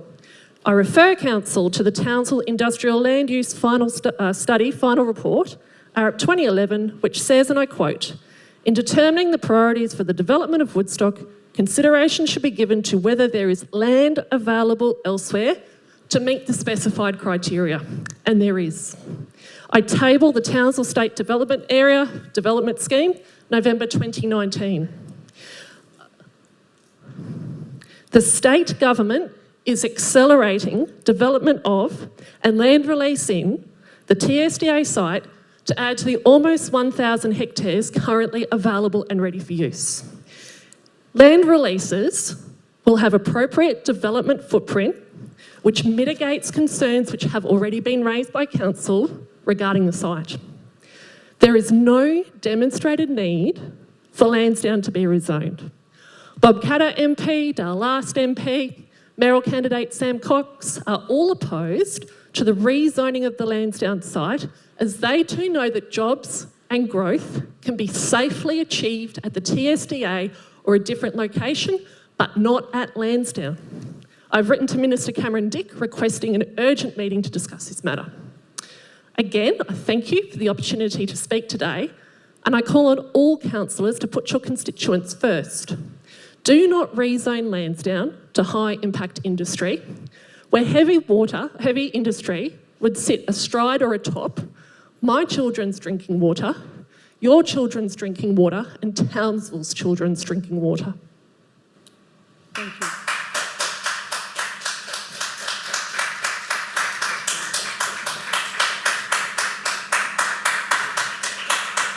Thank you. I will now ask the Director, please, to bring forward the report and advise of some of the changes. Thank you, Madam Mayor. Just to provide a bit of background to the proposed planning scheme amendment, we are looking to rezone, or recommending to rezone the land from rural, part rural to part high impact industry. But to provide a bit of context to it in terms of part of the history, and when it's been previously presented to Council for its consideration, Council first dealt with the official rezoning, or the commencement of the official rezoning, back in July 2017, where it resolved to commence the process and refer the matter to the state government for its consideration. In November 2017, Council officers met with relevant state government agencies, a whole of government approach, just to make sure that all the relevant background investigation studies needed to be undertaken. During December 2017 through to May 2019, Council officers prepared the relevant planning scheme amendment, as well as all the relevant background studies that were required as part of that initial consultation with the state government agencies. At that same time, it was referred back to Council for consideration. It was referred seeking state interest review. From June to October 2019, a state interest review was undertaken, and we received advice back from the state government to enable the or the planning scheme amendment to be put on public notification or public consultation. From November through to December 2019, for a period of 35 days, the public consultation commenced, and we are now tabling the results of that public consultation over that 35 business day period. To provide a little bit more context to it all in relation to the scale of environmental studies that are needed at the rezoning stage versus what's going to be provided and what's required further down the track. All the environmental requirements, all the background studies requirements came as a result of the state interest review and consultation with relevant state government agencies. So there's a level of environmental investigations that need to be undertaken at the rezoning stage, being mindful that the rezoning stage isn't the final and albeit end of the process. There's still quite a few planning applications that need to come back for consideration for Council. They include the subdivision of the land in terms of the lot reconfiguration. There's going to be further environmental investigations, engineering investigations required as part of that process. Further, the next stage after that will be a development application process. So each development will be assessed on its merits, and further environmental investigations will need to be undertaken depending on the magnitude and the potential impact of each of those developments. So they range from anything from a massive storage shed all the way through to a battery plant or something of that nature. And all the relevant, more detailed environmental investigations need to be undertaken as part of that DA process. But there's also further operational environmental investigations that need to be undertaken when that proposal needs to be licensed through the relevant state government agencies as well. Given the nature of the high impact industry zoning, it might actually create interest in other types of industry coming to the area, and they in turn will have their own planning process, and they might even trigger an EIS, which is an environmental impact assessment required for the site. The scale of environmental studies required for that type of use is massive, and we're talking about a plethora of environmental studies, engineering reports, and other studies to justify their proposal. Beyond that, we still require further operational works, even after that DA process. So there's still a lot more approvals that need to be obtained beyond the rezoning process. There's still a plethora and a huge magnitude of more detailed environmental investigations that need to be undertaken as part of that process. This is just the first stage of the whole planning approvals process, and the background studies and environmental studies undertaken for the rezoning stage are suitable at this point in time for the planning scheme amendment as provided and as authorised by the state government through the state interest review process. So I just wanted to provide that context in relation to where we find ourselves at this point in time. There's still a long way to go, and even the decision that Council's making today is simply to refer the application to the state, to the Minister for approval to allow it to be adopted. So there's still another approval that needs to be obtained as part of that process. Just wanted to highlight the consultation process we've just gone through as well. From a legislative statutory perspective, we're required to publicly notify and consult for a period of 20 business days. Council went beyond that. We went for a period of 35 business days. From a legislative process, we're required to provide a public notice in the paper, provide a hard copy at Council's front customer service centre for perusal, not to take away, just for perusal, and an electronic copy of the planning scheme amendment itself. Council and its officers went above and beyond that. We did a massive mail out to the surrounding areas. We ended up sending out somewhere in the order of about 472 letters to the Lansdowne and surrounding areas, including Baringa, Woodstock, Majors Creek, Calcium and Reed River. Background studies, which we don't always do, we don't necessarily do, were all provided on the website. So people could actually go on our website and download all the relevant environmental and background studies. Council organised 2 Meet the Planner sessions, which were held on Saturday the 30th of November and Saturday the 7th of December, of which 70 people registered and took the time of council officers to ask the relevant questions. In addition to that, we provided hard copies at those Meet the Planner sessions, so people could actually sit down and go through the relevant background studies and the planning scheme amendment itself. In addition to that, council officers provided some of the order of over 100 USBs, and within those USBs, we had all the relevant background studies, environmental studies. We had the planning scheme amendment in terms of what it proposed, the plans associated with that. In addition to that, we established information sheets. We established FAQs to preempt what some of the questions might be, to provide some clarity in terms of what the planning scheme amendment process was going to provide. And in addition to that, to make life easier for the constituents wanting to make submissions, we provided some boxes at Meet the Planner sessions where people could write out their submissions and put them in the boxes. So it was a pretty comprehensive process undertaken for this planning scheme amendment, and we probably haven't gone through such a comprehensive process in the past. So we went above and beyond for this particular process. As a result, we received 269 submissions, of which 265 of those submissions were objecting to the proposal and 4 were supporting the development. Of those 269 submissions, 262 came from individuals, 7 came from groups and organisations. Of those 269 submissions, 153 were considered to be unique, i.e. people went out of the way and actually provided submissions individually, whereas about 116 were considered to be of a pro forma nature. Council officers have done a lot of work reviewing all the submissions, and as you can see in attachment 1, they've gone through and considered every submission that was made. They've summarised them into groups where similar items were raised, i.e. water quality, etc. And they've provided council with a very comprehensive review and response to all the submissions made. Just to summarise, and these are just the top 7 or 8 submissions or issues raised. The issues raised as part of the process included potential emissions and hazardous activities impacting on nearby residences and properties, potential transport impacts, environmental issues, flood and water quality impacts, groundwater, infrastructure, and loss of agricultural land. All these issues have been addressed and summarised by council officers as part of Attachment 1.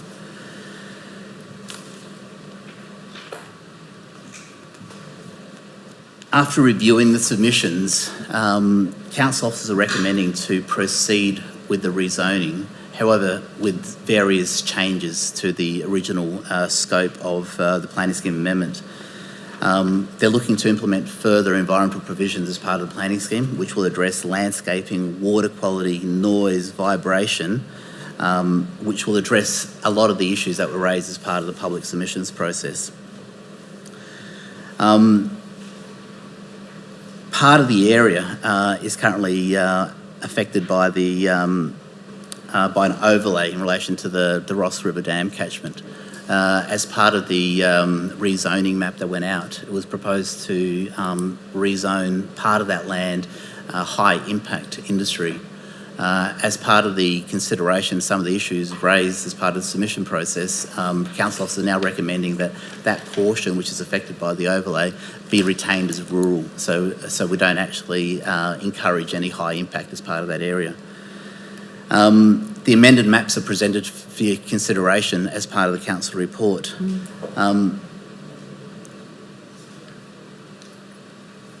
In addition to that, council officers have started to undertake a water quality assessment of the groundwater of the area, so we can actually have a baseline of the groundwater quality for that particular area, and we can monitor that if there's any impact as a result of any future development, whether it's industry or other uses in that particular area. So we're going to have a baseline in terms of what the current groundwater quality is, and if there's any issues in the future, we can actually determine what the baseline was as of currently is now, as opposed to trying to find out that information later down the track.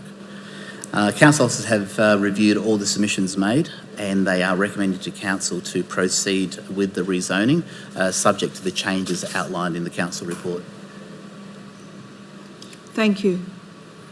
Are there any questions for the Director, please, on this matter? Councillor Jacob. Yes. Through the chair, of the 269 submissions against this proposal, how many of those submissions in the council's, changing a few of the things were adopted, by the council? In other words, did they satisfy the majority of those people? Through the chair, it's very difficult to actually answer that question without going back to the proponents or the submitters. There were submitters and even talking to some of the community that attended the Meet the Planner sessions, that they just don't want to see the industrial development out there, regardless of the type and form. From an officer perspective, we believe we've done the best in relation to addressing some of those issues in terms of putting in greater controls and greater provisions around some of the environmental issues and some of the engineering issues to address future development. However, that's not going to appease sectors of the community that just don't want to see that type of development in that area. And through the chair, do we take that into consideration, the fact we've got all those submitters against this proposal, and most of those submitters actually live out in that area of Woodstock and that sort of thing? Do we actually take that into consideration with your final amendments that you've made? So it's a twofold process. We do take it in consideration from a planning perspective in terms of the issues raised as part of the submission. But from an elected representative perspective, you guys should familiarise yourself with all the submissions raised as part of Attachment 1 and make that decision as well. But to provide a bit of background and context to it, the land's been identified for a future industrial investigation area for a long time. It's been identified as part of the strategic framework for council as part of its planning scheme. It's been identified by the state as part of its draft North Queensland regional plan as a future industrial area. It's been identified as part of the city deals consideration in terms of that area for industrial purposes and any future infrastructure upgrades along Flinders Highway. So it's been identified as a strategic industrial area through various forms at a state, federal and local government level. Yeah, and I might get, if I can, I might ask the CEO who sits on the Townsville State Development, Industrial Development Board, please, to make some comment, just to clarify a number of points that were raised. Yeah, the Townsville State Development Board that it is. It might need to come closer. It might need to come closer to you. Closer. Can you hear me now? Yeah. It's marginally better. It doesn't sound any different to me. The Townsville State Development Board, that includes myself and state government members, as well as a number of other independent individuals and people such as Renee Crosby from the Port. Just in relation to the development of that land, where that currently stands is the Coordinator General is the authority in relation to the development of that land. The first 500 hectares have been assigned and are going through the process of handed to a particular proponent. And of course, I can't speak in relation to who that proponent is. However, the proponent has, at this stage, not identified specifically the type of developments that are going to be on that 500 hectares. In fact, at the last board meeting, what was agreed to was that the board would look at engaging an external organisation to do a study of potential proponents in relation to that land and the floodplain issues that are associated with that land. So at this point, only 500 hectares have been identified as a section of land of interest to a particular proponent. As to what developments are going to happen on that land, no decisions have been made on that yet, and could be months away before those decisions are made. And so, two different developments. Lansdowne has been part of the process here for a considerable period of time and predates a number of people, and is an accepted component as a part of the Townsville State Development, and understood that that is council's land as opposed to the state land. Both areas are accepted by the state as land that is available for development. Can I just confirm with you, however, CEO, that the vast majority of land identified near the port is well below acceptable standards and is a floodplain? And will take considerable time. That's what I thought we had been advised. I can confirm that, Madam Mayor. So it could be up to 10 years before that land is available for development. I can't confirm whether it's 10 years or not, Madam Mayor, but a substantive quantum of that land falls within that category, yes. All right. Sorry, through the chair, can I just clarify, years ago, this land was identified as potential land that could possibly attract industry? Yes, if I could. Yeah. The land was purchased around 2001, 2002. It was based around the sales of council land that was part of the then Riverside Gardens development, because that was land owned by council. It was identified by state development that there wasn't suitable land for development of industry in Townsville. So the Korea Zinc site was the last of suitable council-owned land prior to the purchase of this site. And I note that Councillor Walker is nodding his head. I think you were involved in the purchase of Lansdowne in 2002. Sorry, Madam Mayor, I was on council, but I wasn't directly involved in the purchase, no. The thought was, because we'd attracted Korea Zinc, there were a number of other heavy industries. State Development had originally identified the land but had chosen not to buy the land and had suggested to the then to council that they should look at purchasing the site. They had done some of the initial studies, and I believe that's correct, Mr. Bly? So it had been identified at the time. Council mapped it as strategic, in its strategic framework, as future industry. And as we've been moving through, there is no extensive suitable areas for industry development. So it very much is crunch time about the future of the city. I've asked the staff to carefully go through, because obviously we do want to protect waterways and things like that. And I believe that they've been able to change the mapping on this area. I am a little perturbed that we haven't included the environmental corridors as well in the mapping. I know it's an overlay, but once you look at that overlay, there's only specific areas where industry will be able to go. Is that correct? Through the chair, the map that you refer to was identified as part of the background studies in terms of where the environmental corridors and areas of environmental significance were to be protected.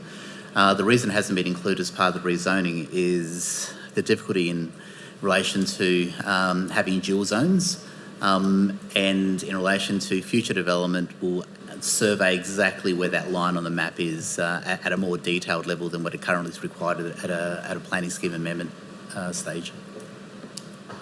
Thank you. So there are only set areas along this site where industry will be able to go because of those restrictions as part of the overlays. Council, are there any councillors who want to make a comment at the moment? Councillor Doyle? Madam Chair, just wanting to be crystal clear that information was publicly available around the strategic or long-term strategic intent of the Lansdowne area. So it's not something that's just been, I know that we've noted here from 2001 to 2002 land was purchased, etc. And has it been clearly identified as long-term future industry, publicly identified? I mean, I know you've got to pick up the document and read it, but it's been a publicly identifiable piece of information. Been in the documents for quite some time. My second question and point for clarification, would it be fair to say that this is a very long-term process, this first step? Correct. What's the time frame just for this step? If you could. Through the chair, it's difficult to actually ascertain exactly the timing for it. So from a rezoning perspective, if council decides to support proceeding with the scheme amendment, it gets referred to the minister. Unfortunately, we can't control the timing in relation to how long we're going to get a response back. It could be weeks, it could be months, it could be longer in relation to it. They might require further studies, so it's unknown in relation to exactly the timing for it. But it's the first stage of a very long process. So even if the state and minister support the rezoning, we could have an approval or adoption of a scheme amendment in the next few months, potentially, or a little bit longer. But the DA process, the subdivision process, the operational works process, and all the relevant approvals to actually do that, as well as all the environmental studies that each of those developments need to undertake to support their development. We're talking years, really. And so probably that's the point I'm sort of trying to get at. This is step one of a very long, rigorous process. By no means says that something is going to happen. It just, I suppose, starts the thought process of thinking that way. Correct. So if someone was to present to council today to do a development on the site, they would have to go through the same process Driver did, which was a material change of use impact assessable, and they would need to provide studies based around environmental, water, traffic, road, noise. There's a whole range of things they would have to do. So, and I'm also, one more question, sorry, Madam Mayor. I note from Elizabeth's presentation there was a focus obviously on concerns around water quality and water contamination, and you've spoken about the state development land and the fact that there's so much of it that can't be used and years away from that perspective. Can you give us some more conversation, or can the staff talk more about the potential with the baseline information or gathering of baseline information around the quality of water now? So, Mr Director, do you want to highlight that as part of this amendment? So there's a couple of items there. From a water quality perspective, it's not intended that any development on site uses groundwater. It needs to be connected to council water. So there's a huge infrastructure investment required to actually service the site. So all future development will have to use council water as such and not impact on the groundwater. As part of the environmental studies that need to be undertaken for future development, it's going to be an overriding concern that there is no impact, whether it's through any of their operational practices, any impact on the groundwater. The reason we're looking to undertake a water quality assessment at this point in time is to actually provide a baseline at this point in time to actually determine what the quality of the water, what the condition and the amount of water that's in the groundwater at this point in time, and we'll monitor that as a result of future development just to make sure that there's no future impact on the quality of the groundwater in the area. Can I ask, Mr Director, you're not just referring to the council side, are you making this offer, we're making this offer to all adjoining landholders in the area? Correct, Madam Mayor. So what I've asked the staff to do is to look at the groundwater, not just of the Lansdowne site, but to offer to do groundwater testing for all adjacent landholders to ensure that we have a baseline for what the current water quality is on those properties, and that way then we can ensure that we have the base level. Sorry, So- through the Chair, is Yep. that something normally we do? Do we pay for, that's at our cost, we pay for all those water testings to be done? Yes. Yes? Through the Chair, we will be doing this as part of this process. And then will they then go to the residents? Will the residents get the results? Through the Chair, we can make that available, but it really is for us to monitor what any potential impacts might be of future industrial development.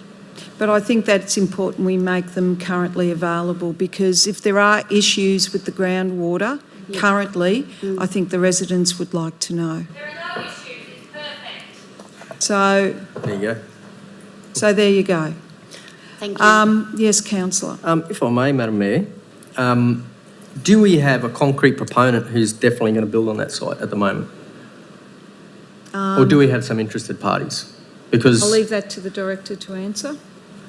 Through the Chair, that there's two interested parties that I'm aware of on that site, but there's still a long process for them to go through in terms of their own feasibilities and their own environmental investigations.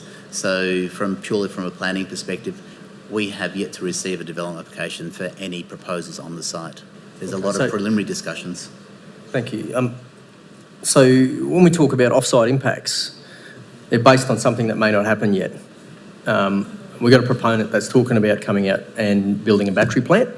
I mean, we can jump forward and look at those issues, but they will be dealt with in the later works package. But my main concern is if we lose this, because I know this is a very important project, and there will be other places that will be circling around trying to get this battery plant into their communities to look after the jobs. So I guess it's important that we consider all these, potential impacts that were coming, but they'll be done at a later stage, and we'll make sure that we drill right down into those to make sure it's done properly. What will have to happen is whoever decides to come to town, all right, if they seek to come on sites, they will be required to do a full development application process. There are processes in place where people will be required to do a whole range of studies to ensure that their impact on the site is minimised. Yeah. And Madam Mayor, if I may, there's talk of open and accountable and Balcara legislation. Mm-hmm. Is there any process during this process that we haven't been open and accountable? Because from what I understand, we've gone way above what the Act actually regulates us to do. So I know it's easy to throw that stuff around, but I just want to know is there some place that we've fallen over on that? No, but I'd comment that the state members particularly, because the regional plan goes to the state member for a comment, the fact that there was no comment and the claim now that he doesn't support this I think is quite hypocritical. And to have any state member come out now and say something, or even a federal member, when there are processes that they would be a part of in their own chambers, and not to have said anything there, and then to take a populist view and not a view about the whole of community is appalling. Yes, Councillor Walker. Madam Mayor, in these submissions here, there was a couple of things. We looked at the issue and we heavily interrogated the groundwater issue, and there's commitment to do the testing and getting a baseline so we know what's there now and if there's any issues moving forward. Correct. If in the event something is built there, because this process here is just the zoning. There's no application that's been approved for any building whatsoever. Correct. And that's a separate process altogether. So if a Meatworks wants to go there tomorrow, they have to put an application as an MCU because it's not zoned. Correct. But if it's zoned, then it goes through an application process under high impact industries. There's a couple in here about the acquisition of land for roadworks and taking a bore away. This is outside our footprint. Just want to get the director to give us some commentary around this, because it blurs the lines in relation to who owns the road network and how that is designed, because I know there's something in the report about a road access into this site, but it's only one idea of many, because we've seen this happen on the ring road. What they talk about at the start is not what you get at the end. So we could chop and change. I just want to get some commentary around that in this chamber, please. Certainly. If I can, Mr Director, if you could comment on that. Through the chair, as part of the documentation that was put out as part of the background studies, there was information that was provided by DTMR as part of the infrastructure analysis that showed a concept that may require land acquisition to provide access to the site. That's a very preliminary concept plan at this point in time. There needs to be a lot more discussions, consultation with DTMR. They need to review all the possible options in relation to accessing the site, whether it's directly on that location or further up Flinders Highway or further down Flinders Highway. There's still a long way to go, and if there is going to be an acquisition process, it's done through DTMR, and it's going to be in consultation with the affected landowner and discussion around what compensation might look like, and if it's affecting someone's bore, it might be relocation or reinstatement of a bore elsewhere, but that's preempting what may happen in the future and what that access design looks like in the future. Thank you. Further questions? Yeah, just for the record, we're not at any stage from here on in looking at any acquisitions of land. We're not interested in it. It's nothing to do with us. It's another state government department, yeah? Correct. Thank you. I just want to point out in the attachment that will go to the community, there is a draft map, figure 156 of the Lansdowne concept plan, and that shows the rest of the environmental corridors that are to be protected. And I think once people see that, they will see the level, the amount of land that is truly available, and there's significant environmental corridors that are deemed to be protected through this process. Sorry, Madam Mayor, in number 2 it says, provide the consultation report to each person who made a properly made submission. Are you saying that now we'll provide them with that map and everything? When we go through this process, if the amendment is approved to go to the next stage to the Minister, these reports are then made public and people will be able to see what the final outcome was from the staff. Thank you. Okay. Okay. Councillor Jacob, thank you. Yeah, through the chair, after listening to all the argument here, can you tell me what the benefits are to council, considering the fact that once these applications start coming in for this rezoned land for industrial uses, that we're going to have to provide all the infrastructure? Has council costed a possible future, cost to the ratepayers of this infrastructure going out to an area of Woodstock? And and not considering an area that is on our doorstep for these things in the state development area? Have we considered that cost, and what's the benefit to us of this particular change? Through the chair, there's significant infrastructure costs to augment any infrastructure to that site, whether it's water, whether it's to in relation to upgrades of the road network along Flinders Highway to access the site. The cost of that, from my understanding, isn't going to be borne by the ratepayers, by the residents. There's still a lot of discussion that need to be undertaken, whether it's through city deals and through the state government and federal government, to actually find the monies for that infrastructure, as well as the proponents. The proponents need to be responsible for cost recovery of providing that infrastructure to that site as well. Thank you. All right. So the bulk of it should be borne by the proponents. Mm-hmm. Through the chair, the first part of that was the benefit to the community. If successful, and if the subdivision, the estate is successful, the economic benefit back to the community is significant from a jobs perspective, from an economic perspective, from an employment perspective. All right. Yes, you may. Just briefly, councillors, in relation to the comment around Belcara and transparency, can I remind everyone that in fact there were two expressions of interest that were advertised in all the media as is required in relation to Lansdowne, which included maps and locations. That was to gauge the interest of any industry that may be wanting to come.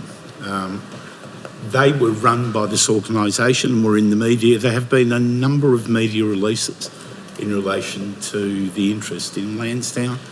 The original purchase of the land happened definitely predates me, but happened some 16 years ago, Madam Mayor. Mm-hmm. And through that process, but the most important one, can I repeat the fact that the regional development plan that was available to all was clearly a part of identifying Lansdowne and the Woodstock area. So I guess just to deal with the issue that there's been no secrecy around this. In fact, the identification of that land happened 16 years ago. It's been in numerous plans since then, including the regional development plan. And so I struggle with the idea of a lack of transparency in relation to that. All right. If there are any further comments or discussion, Councillor Coon. Thank you, Madam Mayor. I wanted to thank Elizabeth for speaking to us today. I think it's important that the community engage with these decisions, and to hear from you directly was very important. So I thank you for that, and for the other residents who are here today to listen to all of our discussions. These decisions are not ones that we take lightly, and we interrogate them and interrogate them and interrogate them, and we'll continue interrogating. And then we have to balance those decisions with other factors. One of the statements that Elizabeth made, which I did want to question, was the Woodstock group that were not allowed to present today. Can somebody tell me whether that's correct or not? Yes, if you could. Can I call on our Acting Chief Legal Officer, please? Thank you, CEO. My understanding is that there was an arrangement for a presentation to be made, and as I understand it, and it's peripheral, I've got it secondhand, but as I understand it, at a very late stage there was an advice that no, that we wish to make two. I believe it was by that stage we were in the hands of the chair. Simply, it wasn't a denial. That's my knowledge.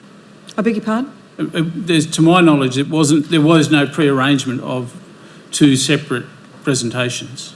If I've misunderstood that, I think that's the correct case. In support of the CLO, We did, and I agree with you, and we thank Elizabeth Poole for the... but in a timely matter, Elizabeth contacted the organisation requesting the opportunity, and we provided that opportunity. At a later date, and I wasn't part of it, but my understanding is that last Friday we received a request from another individual to speak at this meeting as well. It was explained that the normal process, and based on council policy, is 7 days' notice in relation to a presentation, which is something that everyone else has met, and you've seen a number of presentations here today. We did also receive notice at some point from Elizabeth Poole that she in fact was not representing, and I acknowledge that, and thank you for that notice. But again, that was towards the end of last week rather than initially. So it wasn't a matter of denying them the opportunity, it was a matter of the lateness. Thank you very much, CEO. Don't wish to behave, you could leave the chamber. Received on Friday. So that isn't rubbish. We have the email. Yeah, thank you very much, CEO. I appreciate the clarification. If you don't wish to behave, you can leave the chamber. That is your first warning. All right. We have the matters before us. I will then say any further questions. Yes, Councillor Walker. More of a statement just to thank the team that did look at all these submissions about the buffers. Was critical because I raised them some time ago in relation to the visibility from the highway, if in the event this went through, and the water quality monitoring in the groundwater, and the overlay for Manton Cemetery was critical in relation to the cultural and heritage zone in that area, because there are some locals that have very close ties to that cemetery. I remember some time ago, I might just add, Madam Mayor, when the graves were moved for the second stage of the dam and they were relocated in the city, they were my ancestors. So I know how delicate it can be for those that are looking at those grave sites. There's two unnamed there that have to be protected as well. And I think just on that point, that anything that is found during this process of a cultural significance, that we create a register, because we did that when we did the footpaths and the pipelines. Anything of heritage value that we did a register, I think that's critical as well. But thank you. All right. Being there's no other discussions, I'd call for someone to move that we accept the recommendations of the staff. Do I have a mover? Thank you, Councillor Ryder, seconded Councillor Molokino, and we'll put it to a vote. All those in favour? Against? Carried unanimously. Thank you, councillors, and thank you for the debate. And I would like to thank the staff and the community for working together in trying to ensure that we can move with this process and minimise the impact, I believe, for the residents in the local area. Madam Mayor, just for clarity, this is not the end stage. It's got a long way to go yet. The state has yet to approve what we're suggesting as amendments. Correct. Thank you. And that's been made clearly aware to everyone in this process. All right, can we now ask councillors to move to the next agenda item, which is item 8. It's the minutes of the City Image Advisory Committee. Those minutes have been made available to everyone. Are there any questions around the minutes? If not, can I have someone move that we adopt the minutes? Thank you, Councillor Greenie. Seconded, Councillor Coombe. All those in favour? Against? Carried. If now we'll move on to item 10, sorry, my mistake, and I'd like to move item 9, 10, 11 in globo, if I can. Councillor Doyle, do you have any issues to raise on those three items? I don't, Madam Mayor, other than to thank the staff for all the work that they've done over the past 12 months in relation to those particular areas of concern, and to identify that we will later on next month have a forum for our advisory committees. All right. Thank you for that. Would you like to move item 9, 10 and 11? I would. Okay, thank you. Do I have a seconder? Councillor Greenie for all three. If there's no matter to be discussed from those items, I'll put that to the vote. All those in favour? Against? Carried unanimously. I'll now move on to item 12, which is the Community Safety Advisory Committee report. Councillor Cook, is there any issues you wish to raise? Would you like to move that report? All right, do I have a seconder? Thank you, Councillor Molokino. Are there any issues you wish to raise on that report? Just to confirm with Councillor Doyle that we have the advisory committee forum next week. All right, thank you. We will put that, we have a mover and seconder, we will put that item to the vote. All those in favour? Against? Carried unanimously. I'd now like to move on to item 13, which is the grants on page 124. Are there any issues around the grants? Any questions for staff? I want to ensure that everyone, I will declare an interest, if I may. I am vice patron to the Total and Permanent Disabled Ex-Service Association. But as patrons are not considered COI, just note that I am a patron. If I could So we can be very clear, it's not the declaration of a personal interest. It's simply making the public and the public aware and the that councillors aware that you are a patron of that organisation. Under the Act, being a patron of an organisation is not a declarable personal interest. Thank you. Thank you, Tony. All right. Can I have someone move that we approve this grant funding as outlined? Thank you, Councillor Greenie. Seconder, Councillor Raybine. So the two projects here are the Youth Network Outreach and the OP Veteran Bugle. All right. Okay, we'll put that to the vote. All those in favour? Against? Carried unanimously. Thank you. We'll move on to item 14, which is the Grants and Partnership Report under $5,000.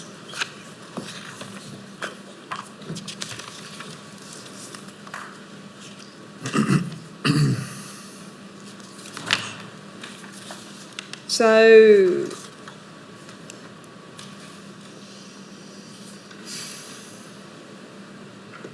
all right, there's no relationship for any councillor on these matters.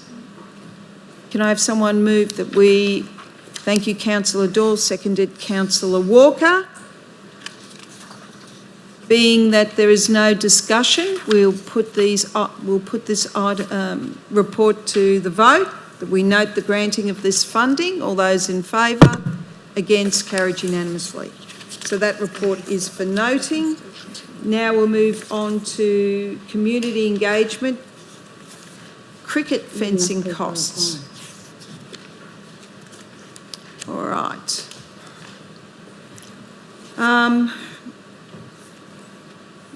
Can I have someone move this report? Thank you, Councillor Doyle. Do I have a seconder? Councillor Coombe. Councillors, Mr Director, do you wish to talk on this, to advise what this is about? Through the Chair. It's relating to the damage that was undertaken during the monsoonal event. The fencing was damaged. If you may recall, it coincided with Groove in the Moo as well, and they needed to actually erect the fencing to ensure the Groove in the Moo event continued.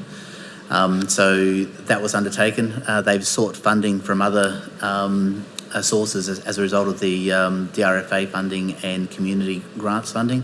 They're $25,000 short still, and so the proposal is to provide the additional funds for the cricket club as a result of the costs incurred to erect the fencing. Can I just clarify for councillors, this could have been covered under Cat D funding. However, due to the slowness of everything, council has had to come forward to pay these costs. Is that correct? Through the chair. Madam Mayor, yes, Category C is basically more on sport and recreation. Category C, okay, my that has apologies. been slow being rolled out, and Margaret might be able to adjust that. But the current bill, it could take a few months before all the Cat C and Cat D projects are probably rolled out. All right. I'm concerned that we will see more and more of these come through, particularly around roads and things like this, because the funding pool for these areas is far outstripped by the applications that have been made. Excuse me, Madam Mayor, I would tend to agree with you, given the slowness of the disaster funding. The cricket season will be done and dusted before the funding becomes available. Yes, I know. Madam Mayor, it should be noted as well, hockey did very well from the state government after the flood event. Out of that, and it's a shame that we didn't see that spread out further around that precinct and not just one club, because there are other clubs that have had fence damage as well, quite extensive fence damage, which are funding themselves. So, yeah. You're correct on that. However, this is what it is. All right, we have a mover and Excuse second. me, Madam Mayor. Yes. After we move this particular item, being an older member of this community, can I have a toilet break? Thank you. We'll move this item. Let us move this, and then you can seek an adjournment. All right. Thank you. All right, councillors. Are there any comments on cricket rather than toilets?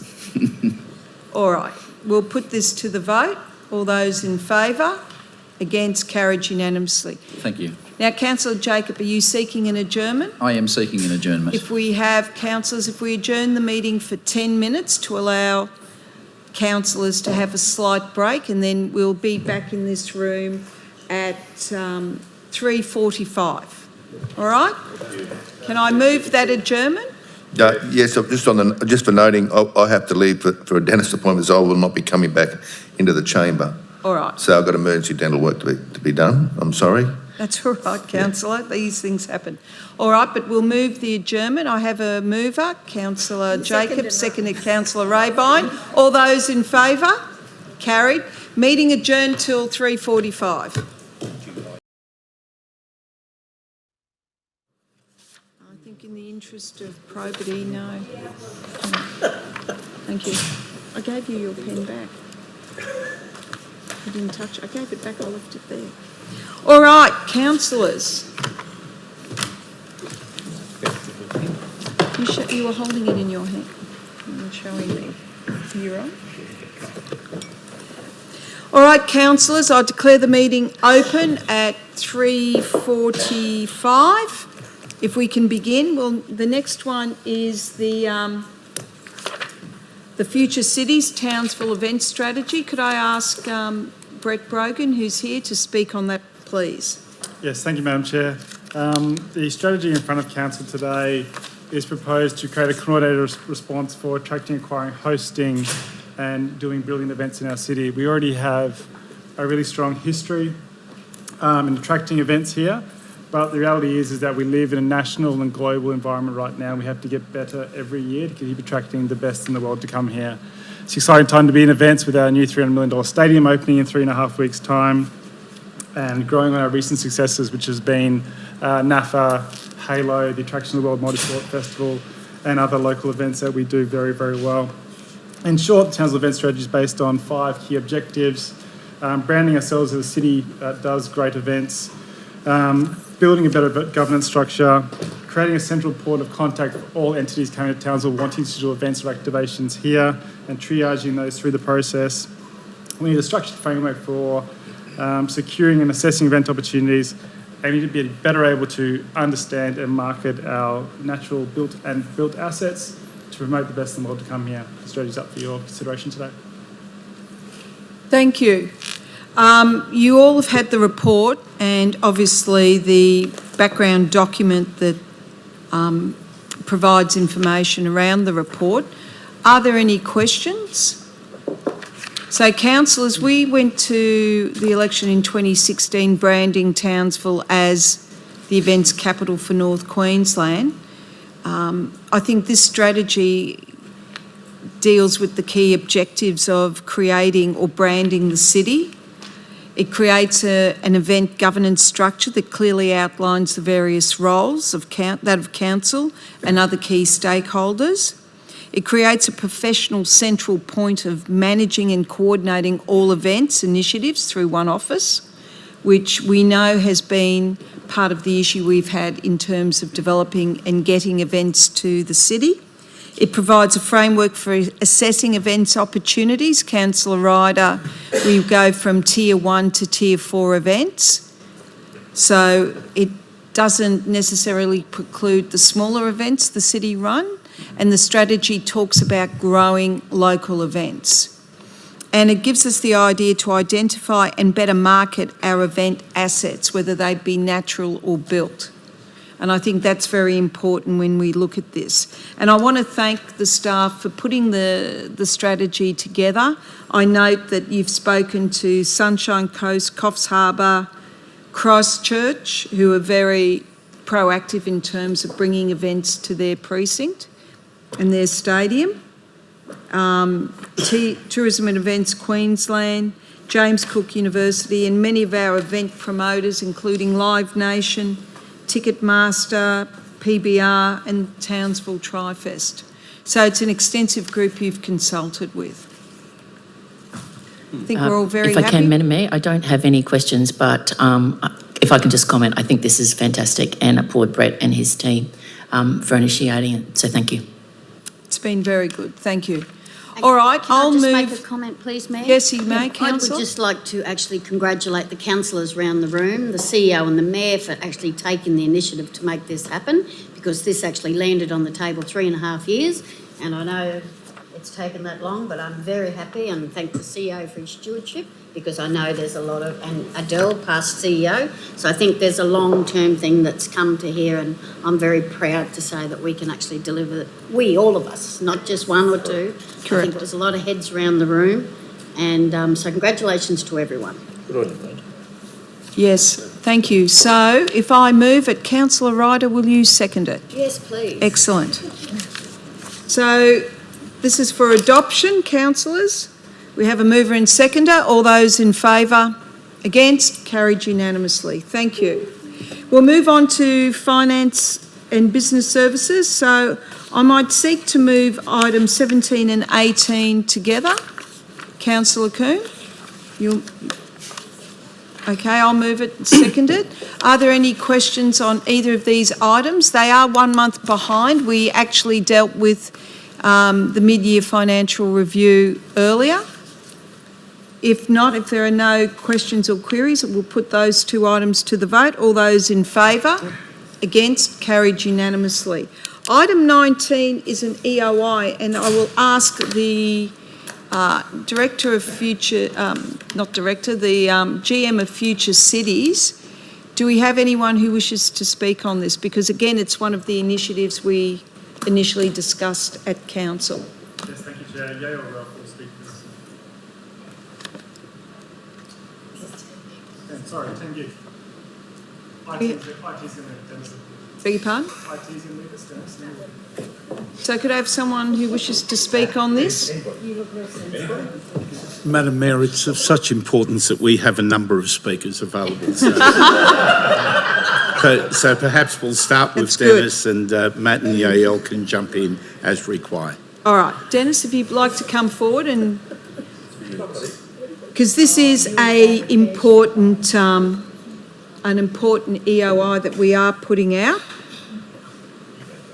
Through the Chair, thank you, councillors. As we discussed in the coffee cabinet the other week, 10 gig is based on some work that Adelaide City have done, and it's really a piece furthering some things already in work. It enables the precincts that we've talked about.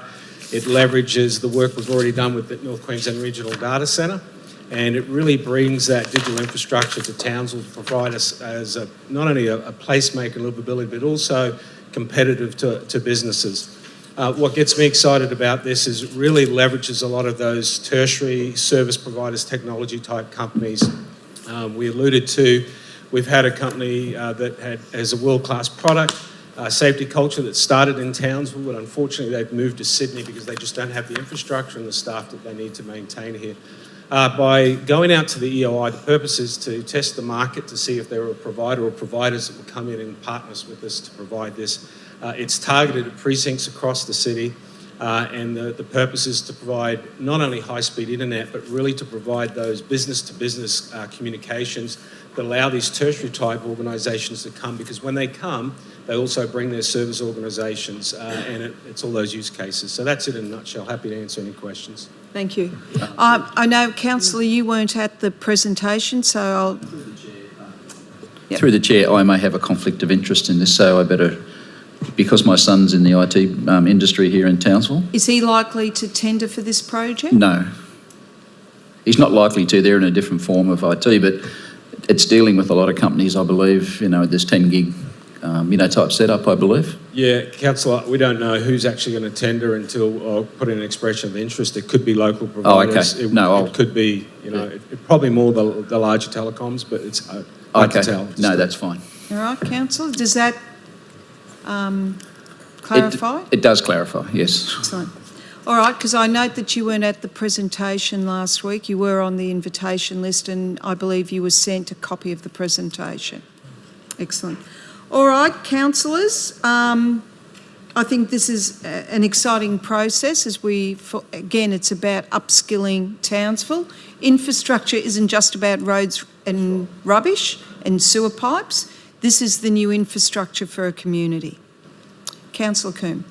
Thank you, Madam Mayor. This is super exciting for Townsville. One of my personal mantras is that we actually should be growing, retaining and attracting smart people to the city, and this is one of the cornerstones of that kind of mantra. It will bring the kinds of businesses and the kinds of employees that we need for our future in the city, and it's super exciting. Thank the staff for getting us to this point. Can't wait to see, well, I won't be seeing the EOIs, but good luck to the council moving it forward. Thank you.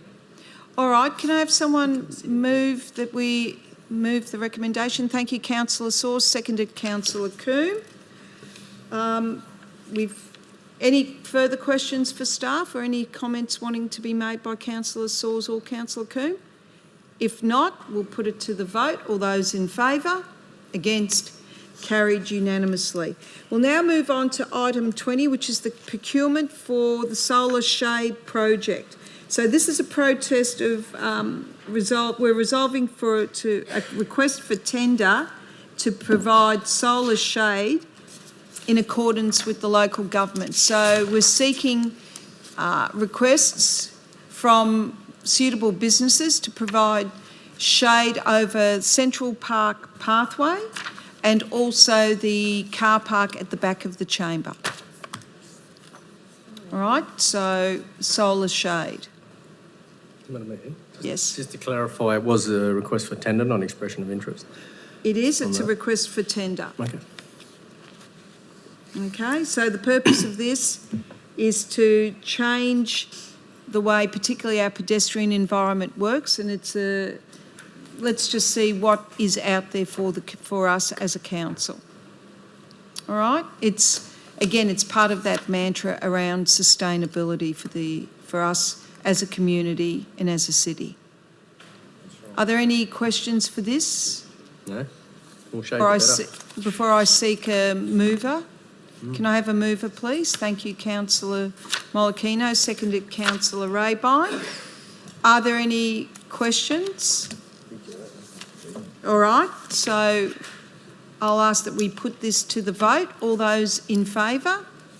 Can I check again, please? All those in favour? Against? Carried unanimously. The next one, thank you, councillors, is the procurement of parking meters. Again, this one is... So this is that we approve an expression of interest for the supply of paid parking meter options, including payment platforms for the processing of card transactions and options for capital outlay for initial installation. Is there any comments from staff on this? Through the chair, just to clarify, the expression of interest really are to have interest from suppliers and to run a free trial for a 2 or 3 month period, which is success. We'll probably bring back those results back to council to determine what's the way forward in terms of what's the third party meter, what's the most successful, and what's the most economical. Sorry, Mr. Director, we can't hear you. Sorry, forgot to do that. Just to clarify, Madam Mayor, the expression of interest to actually run a free trial, we've received interest from a couple of suppliers. So it's proposed to run a free trial for a 2-3 month period, and we can determine what's the most suitable parking meter for council moving forward. All right. Madam Mayor, if I may. Yes.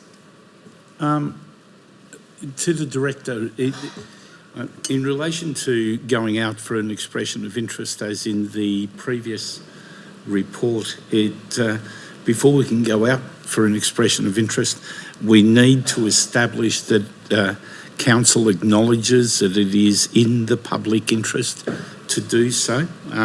So can I ask that to rectify that matter, we identify that particular section in the previous document and include it in this document.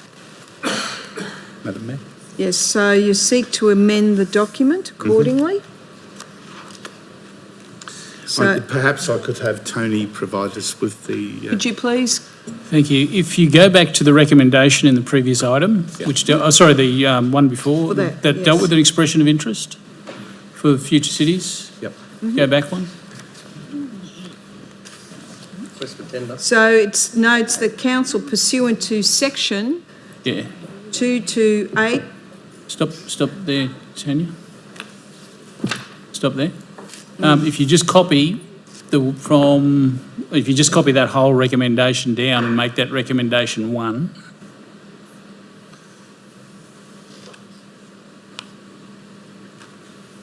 Sorry, you're in the wrong report. Yep. Where I want it copied is into the new item, not there. Yeah. You've copied it into... Copy that and place it into document 21. It's into 21, Tanya. That's fine. Just worried, Councillor Cook, you expressed... you should, all right. So if you copy that as a new item, new recommendation 1, Yes? that's fine, and then the officer's recommendation will become recommendation 2. 2. Yep. Madam Mayor, Yes. so this is obviously about looking for new technologies in meters where people can pay off their phones. It may make life a lot simpler for everybody for the paid parking sort of areas. Correct. And which also flow on to helping our staff, training our staff to do their job a lot better and stuff like that as well later on. So I think it's a good outcome for everyone that we start investigating this stuff and moving with the times. Correct, Councillor. In this day and age, one of the issues is people use different ways to pay. Yeah. And currently our meters aren't equipped to do that. All right? So, Madam Mayor, Madam Mayor, if I may, now the recommendations read 1. The council pursuant to section 228, subsection 3A of the Local Government Regulation 2012, council decides by resolution that it would be in the public interest to invite expressions of interest before inviting written tenders to determine market interest, and 2, that the officer's recommendations be adopted. Correct. All right. Thank you. Can I have someone move that we... Thank you, Councillor Coombe. Do I have a seconder? Councillor Greenie. Is there any discussion on the procurement of parking meters? None? No. You'll never win this argument. We'll put it to the vote. All those in favour? Against? Carried unanimously. Thank you. We'll now move on to item 22, which is the lease of the Blue Water Community Association. This is to resolve that we make an exception under the local government regulation in relation to this lease, that there is only one operator, the Blue Water Community Association. All right, so do I have someone move? Thank you, Councillor Ryder. Do I have a seconder? Councillor Jacob. Is there any discussion on this? All right, it's fairly straightforward. If not, we'll put this to the vote. All those in favour? Against? Carried unanimously. The next is the lease renewal for the Trebrook Pool. Now, again, we're resolving an exception here that applies to the lease negotiation, allowing council staff to deal with the existing tenant. The report is clear around this and the reasons for it. Could I have someone move? Thank you, Councillor Greenie. Seconded, Councillor Molokino. Are there any questions on this or comments? I've just got a comment, Madam Mayor, and I think Yes. given at the moment, given that Trebrook Pool is closed and Luke Sennett has continued to carry on the swimming club at the Townsville Grammar School, just shows the following that he has, and I believe very worthwhile and great landlord to have at Trebrook Pool. Thank you. Thank you. Any other comments on this item? If not, we will then put this to the vote. All those in favour? Against? Carried unanimously. Now, item 24, Councillor Doyle is leaving the room. She has a MPI. She has a competing business in the precinct. All right, again, this is for council to resolve that staff will negotiate a lease purely with the existing tenant. Now, many of you remember that, Danny, if you want to give some background on this. Is it? Yes, thanks, Madam Mayor, through the Chair. We used to have Millie J's when we redeveloped the mall. They've struggled over the past few years, so Coffee Dominion or Dominion Coffee have taken over the existing lease. They've approached us, and because they've been a successful business for the past 20 years, they've approached us to spend some significant money in that facility. But because the lease runs out next year after 12 months, the amount of money that they're going to spend on that building wouldn't justify over 12 months. So it's a long-term commitment that they're making, and it is a substantial amount of money. And we see it as a win-win for keeping, that sort of activity in the CBD as well. So.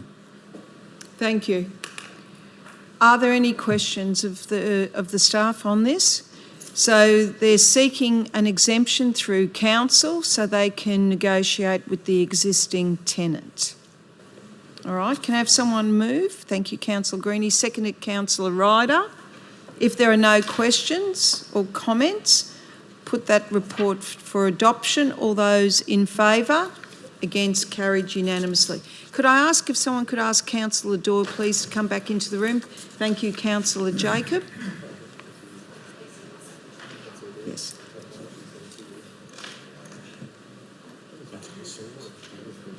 Yes, Councillor Sawes.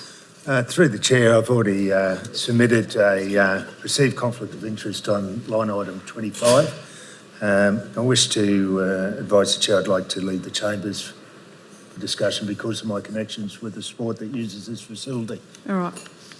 Thank you, Councillor.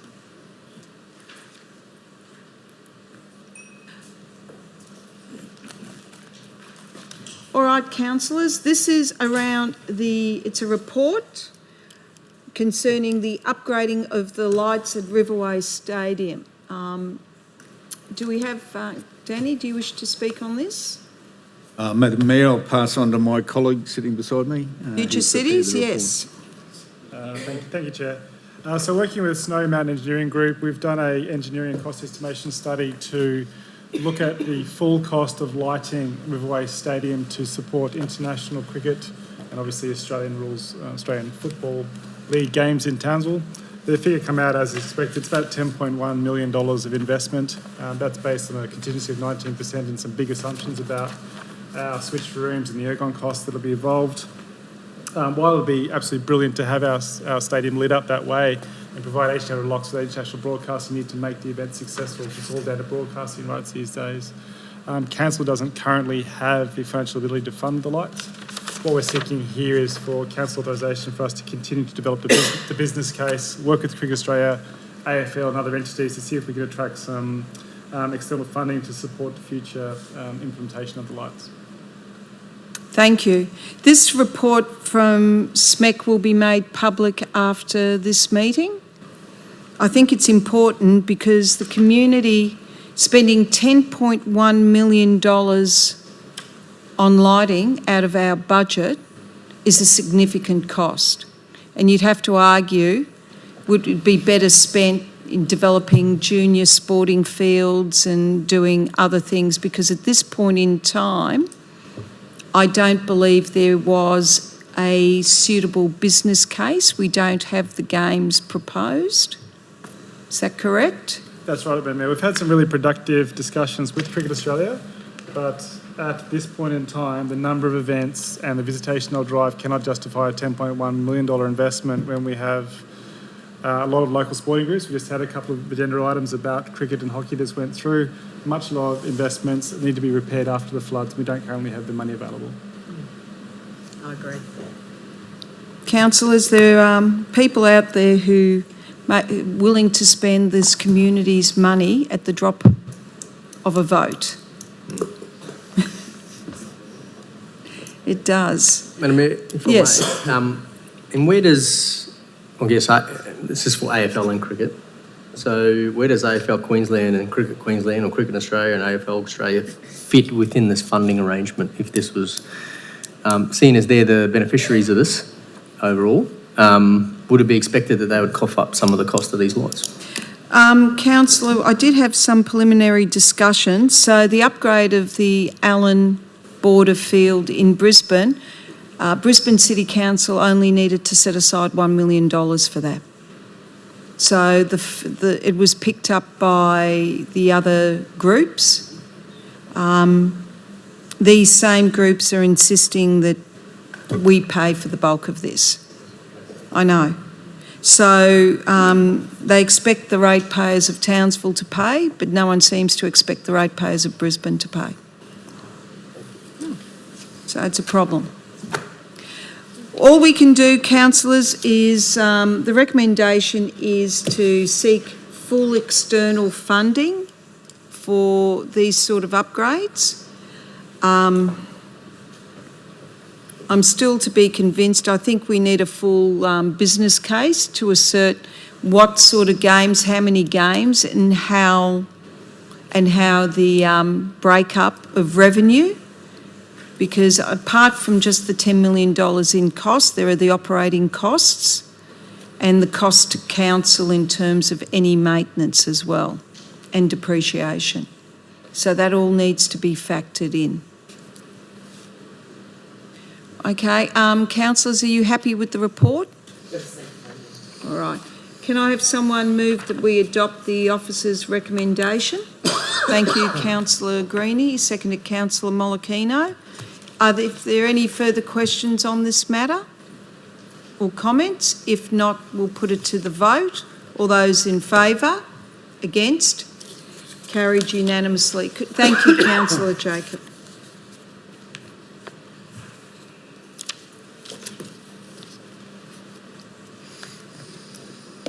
We'll now move to item 26, the regulated parking. I do have a statement I wish to read out to councillors, if I can. I've sought advice from our legal staff for me to be able to sit in on these deliberations. As a councillor, I do have ownership of an investment property in Palmer Street that is on my pecuniary interests. This item that has come to council, this report, has been deemed an ordinary business matter, and as such, there is no strict legal requirement for me to disclose any personal interest in relation to even voting on this matter. An ordinary business matter of council includes voting on a resolution in relation to the terms on which goods, services or facilities are to be offered by local government for use or enjoyment of the public in the local government area. So I'm not deemed as having a personal interest. And I'm checking, correct? The Local Government Act provides that councillors are able to participate in a meeting and vote, notwithstanding personal interests in respect of vote in respect of ordinary business matters. It enables you to make to make the budget each year, to do the rates each year. And in this case, if you think about the number of people who are likely to be in, who are in what's going to be the stadium event parking area, it is almost inevitable that all of you will know people in that area. This is an ordinary business matter because it doesn't favour them. It doesn't, it's not a matter in which the decision can be motivated by their interest over the community interest. Thank you. Now, this matter is to consider the making of an interim local law over parking in and around the stadium's precinct. So I'll ask our Acting Chief Legal Officer, please, to come forward and provide some background information.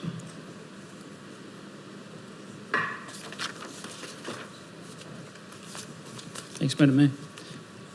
The Legal Services was asked to assist with a regulation process to manage some of the impacts of the Queensland Country Bank Stadium upon residents in the adjacent areas. Councillors will be aware that out of the 1300 Smile Stadium, the residential areas around there were all no standing zones, no parking on the street at all, game times. That's not a feasible response for the area close to Queensland Country Bank Stadium because there's a high level of older properties, smaller properties, units, all of which use on-street parking. It's important to make it clear to councillors and residents that the proposals to introduce an interim local law and then ultimately a local law are designed to assist those residents. Yes, it will put them to a little bit of inconvenience in obtaining a permit. The permits will be free. At an initial stage, there are limitations on the number of permits that will be issued because we need to gauge how that will work once the stadium comes online.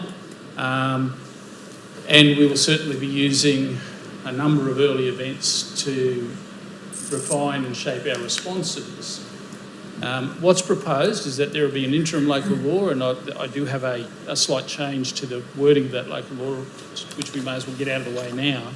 If you go to page 5, which deals with the conditions for the issue of residential parking permits and authorised parking permits. In bullet points 3 and 5, you'll find references to periods of 6 months. That's to be changed to 1 month.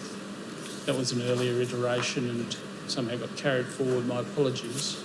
So what it boils down to is to qualify for a resident permit, person needs to establish that they're a full-time resident of the proposed stadium event parking area, and tenants will qualify if they've got a residency of 1 month, longer than 1 month. So what's proposed is that there be permits obtained that will authorise people to park a vehicle on street, the nominated vehicle on street, without being fined during the period commencing 1 hour before an event and running through the event until 1 hour after. Again, the objectives are, and that's for residents. There will be authorised parking permits for businesses. There's negotiations ongoing with businesses about how we can best roll that out to ensure that we meet the objectives of assisting them throughout the conduct of a game. Whilst we want the stadium to work, we want people from all over Townsville to come to it, we don't want the consequence of that to be that the existing businesses in Palmer Street spend 3 hours with no clientele because the entire parking within Kiwi is occupied by people, all of whom are sitting across hopefully watching the Cowboys win. So business permits will be issued.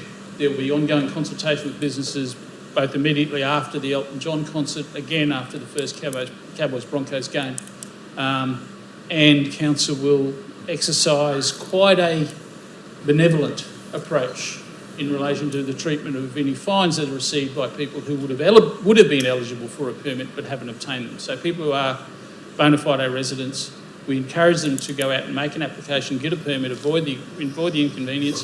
But in the event that they go through the Elton John concert and it's found that they haven't obtained a permit, they receive a notice from us that says they're in breach of the parking laws, then it's almost certain that if they make application to us, those fines will be waived. 2 stages, an interim local law which has been developed after significant consultation internally and with Stadiums Queensland involving how it works in other areas. The local law is almost identical to the local law that's in place for V8 supercars, so it's been well tested over 11 years. It is a different area, and that's important to realise, and it does have different impacts because of the different natures of the V8 supercar event to the stadium event. But 2 stages. One is an interim local law drafted with consultation with all the bodies I've named, but with not a lot of consultation with residents, because it's just not possible to consult because we don't know the impacts everybody's going to be imagining. So that's stage 1, gives us an ability to regulate over the next 6 months. In that time, and this is stage 2, Council will proceed to make, this is the second recommendation, a permanent local law. That local law will be extensively shaped by consultation with residents and businesses, and that consultation is likely to commence after the Cowboys-Broncos game, at least, so that people have experience of 2 events there before they're feeding back to us. There will be an extended public consultation period to ensure that we've got as much input from the public as we can. And again, just emphasising, the objective is to benefit the residents in the area, not to penalise them. Happy to take questions. Thank you. Are there any questions for... If I may, Madam Mayor, just to confirm, if I had if you've got a family living there with mum and dad's got a car and son and daughter's got a car, they're eligible for 4 permits. Is that how it works? No.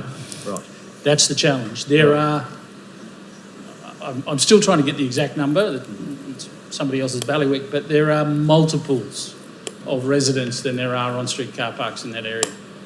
If we launch this process with every resident who applies is eligible for a permit, no one will get a park. There'll be residents across units and everywhere else, and we also have the difficulty. There's a number of difficulties in policing, because what of course we wish to ensure is bona fide residents can park their cars on the street, but it's not hard to work out that these are going to be the most attractive car parks in Townsville on game night. Well, if I may, will it be on a needs basis? So, like, if they've got parking on their residence, is there a reason why they need to have a permit? Do they need to prove why they need it? Short answer, for everybody, the way we've dealt with it as in this initial phase in the interim local law, is every property, residential property, every unit, every house will be entitled to 1 permit without proving need. Okay. There will be provision for special permits in relation to carers. I've got my daughter visits because brings I don't look after myself. My daughter visits and brings me food each evening. All of those issues will be taken into consideration by way of special permits. But in this initial phase, every residential property will qualify for 1 permit. If there's demonstrated need, which is just not, I don't have space, but I have a demonstrated need over and above, the way my life is lived, then they will be able to obtain permits. It's unfortunate that in this initial phase, if you've got 4 cars parked on the street, you can't fit 3 of them within your property. It is unavoidably an impact that those cars will need to be taken outside the event area. That's not the intention. It may not last long term. It's certainly going to be the case for the first couple of events till we gain some experience about what happens. Excuse me, Madam Mayor. Councillor Rennie, then Councillor Cook. Just, you said the interim law will be over a 6-month period. Looking at the Cowboys' Joy, their last home game is Saturday the 29th of October. Was Council planning to implement it over the Cowboys' games, that home game season? No. The interim local laws, under the Local Government Act, interim local laws can only be enforced for 6 months. Okay. Maximum 6 months. What's proposed is that the interim local law will commence on the 7th of February. Just gives us lead time and a few other things, and it will end, it's stated in the local law, on the 6th of August. Okay. It was stated in the report, it will end on the 6th of August. In that 6-month period, we will develop the permanent local law. Okay. And we will have it in effect prior to the interim local law expiring, the date of expiry in effect. The full-time local law will take effect and the interim local law will be repealed at the same time. Okay, thank you. Councillor Cook? Just a couple of questions. One, the permits, are they going to need to be fixed to a windscreen, or are they just ones that we put on the dash of a car? Glad you've asked. Again, not strictly within the legal sphere, because I've been dealing with all this. I'm more than happy to deal with those questions. Council's rolling out a number plate recognition technology. That was my next question. Well engaged with their contractors. Very confident it'll be online. That's the only delay with opening up the permit application today, and it'll happen fairly shortly. And the residents with a permit will simply go onto an electronic database.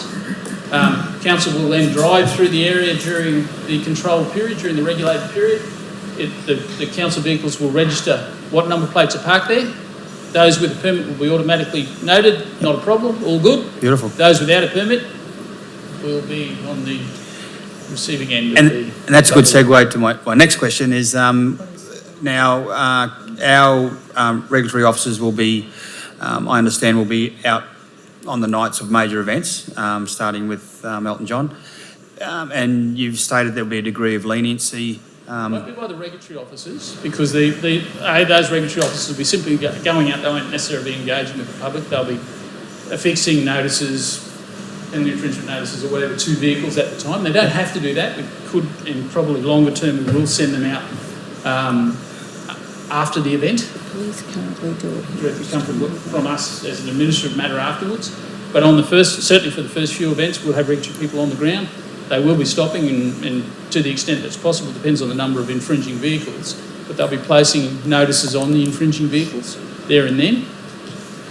The discretion will not be exercised by those officers. They'll have no choice. It'll be recorded on the machine. This vehicle is to have a notice issued to it. The discretion will be exercised at the office by an administrative person, and that will be dealt with later. Now, the whole exercise of discretion is largely avoided for residents if they apply for permits during the application period and they obtain the permit. Yep. And that there'll be multiple ways of applying. Online is the primary one, but we will have facilities available at libraries, we'll have facilities available at customer service counters. A whole range of places. Will QPS be doing similar? Because that seemed to be the issue at Dairy Farm, 300 Smiles. QPS won't be enforcing this local law. QPS can be expected to be doing enforcement of a whole range of issues that night. And I'm certainly not going to presume to comment upon what they'll be doing, but other than they won't be enforcing this local law. So I know where Councillor Cook's going.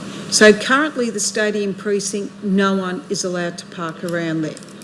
If you're caught an infringement notice is issued by the QPS.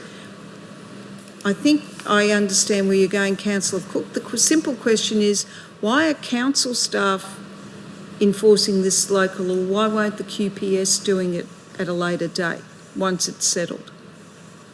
I can't speak to that, Madam Mayor. This has been presented to legal services on the basis that we need to facilitate this. Okay. And because obviously council had to facilitate the local law around 1300 Smiles. That's correct. No, it wasn't done by way of a local law around 1300 Smiles. Can I ask, how was the local law then done around the stadium precinct? Two quite separate situations.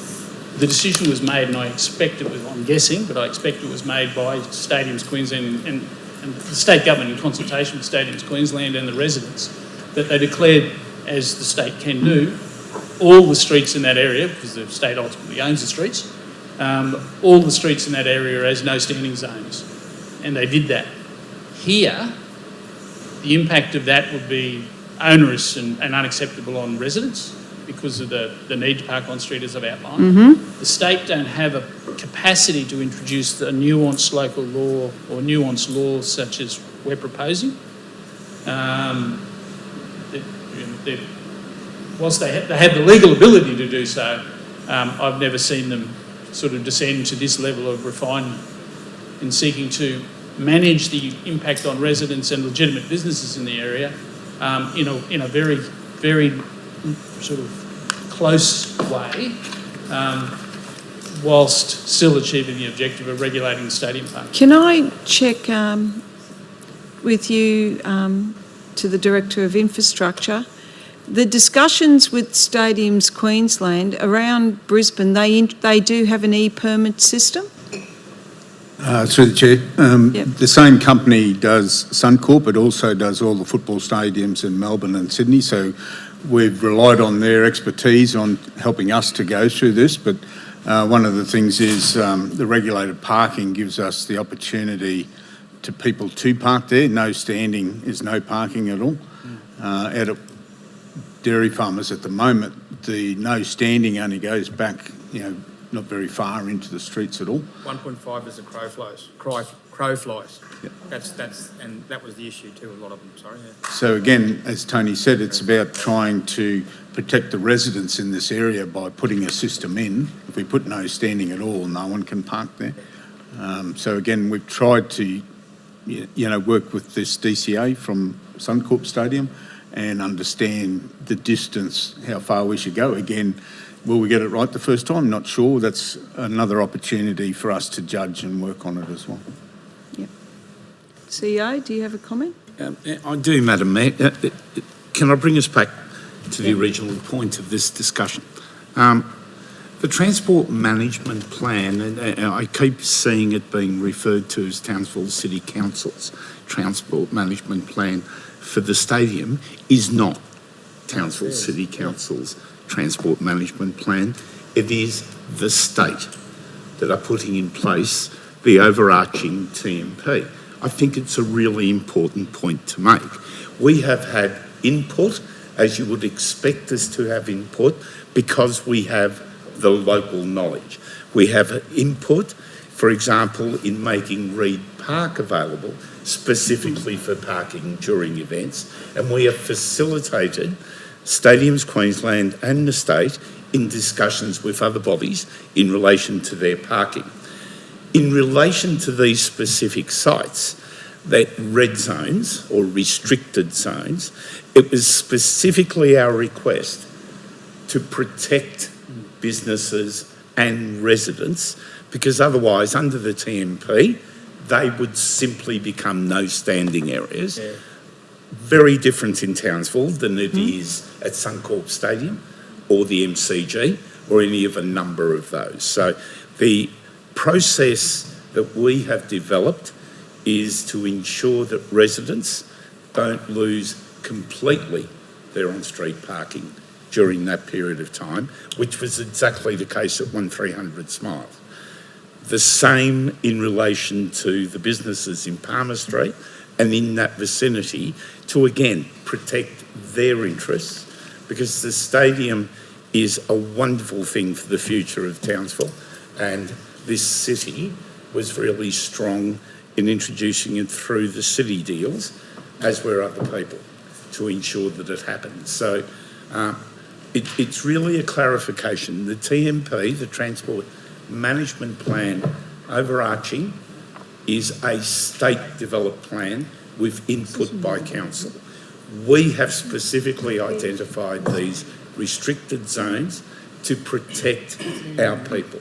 In relation to QPS, QPS, under their Act, can always issue PINs or parking infringement notices based on the signage that's in situ, no matter what the local law is. However, Tony is accurate, and in his legal opinion, they will have a lot on their plate during that period of time. Our regulatory officers, and I can tell you clearly that we have spoken to our regulatory officers, they will take a position of leniency.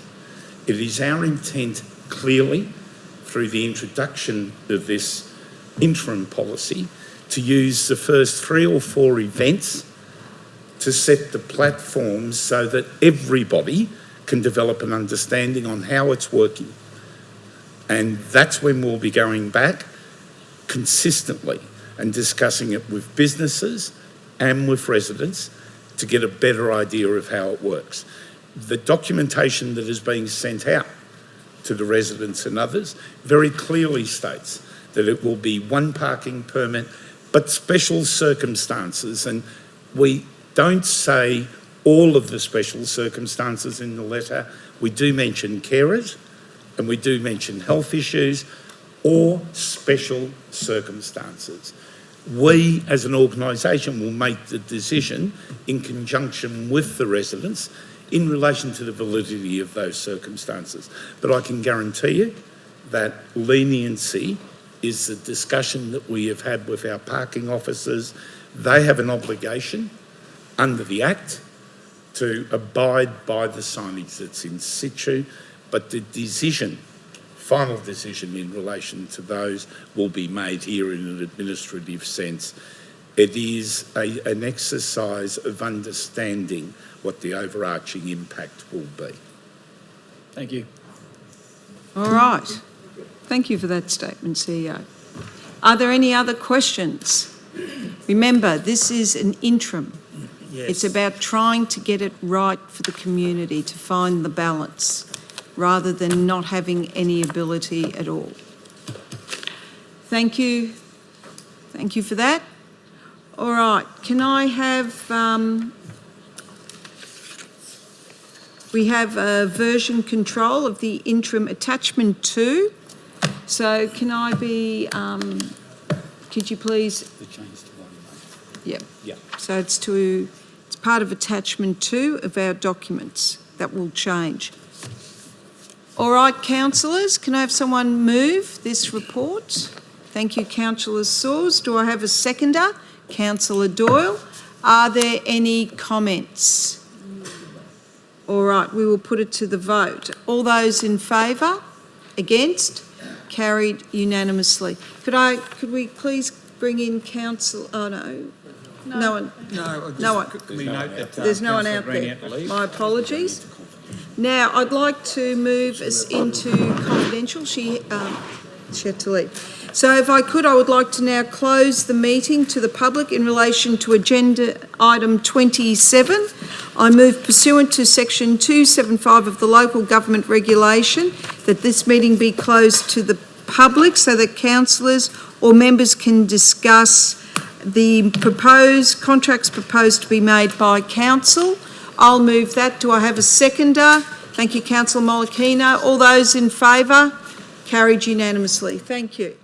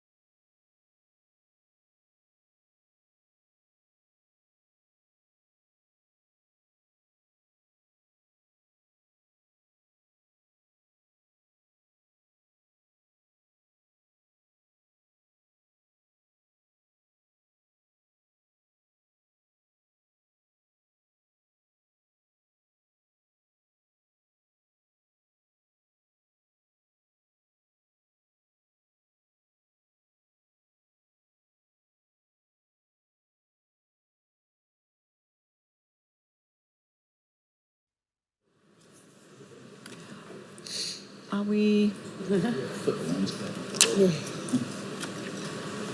Okay. So in closed session, we acknowledge that we all had a conflict of interest pertaining to this item.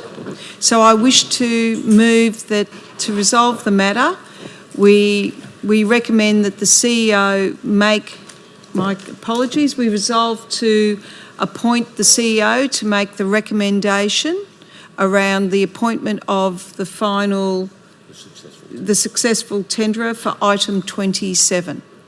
I'll move that. Do I have a seconder? Thank you, Councillor Molokino. All those in favour? Carried. Is there any general business? If not, I will close the meeting at 4:38. Thank you for your attendance. Oh, my goodness. My goodness.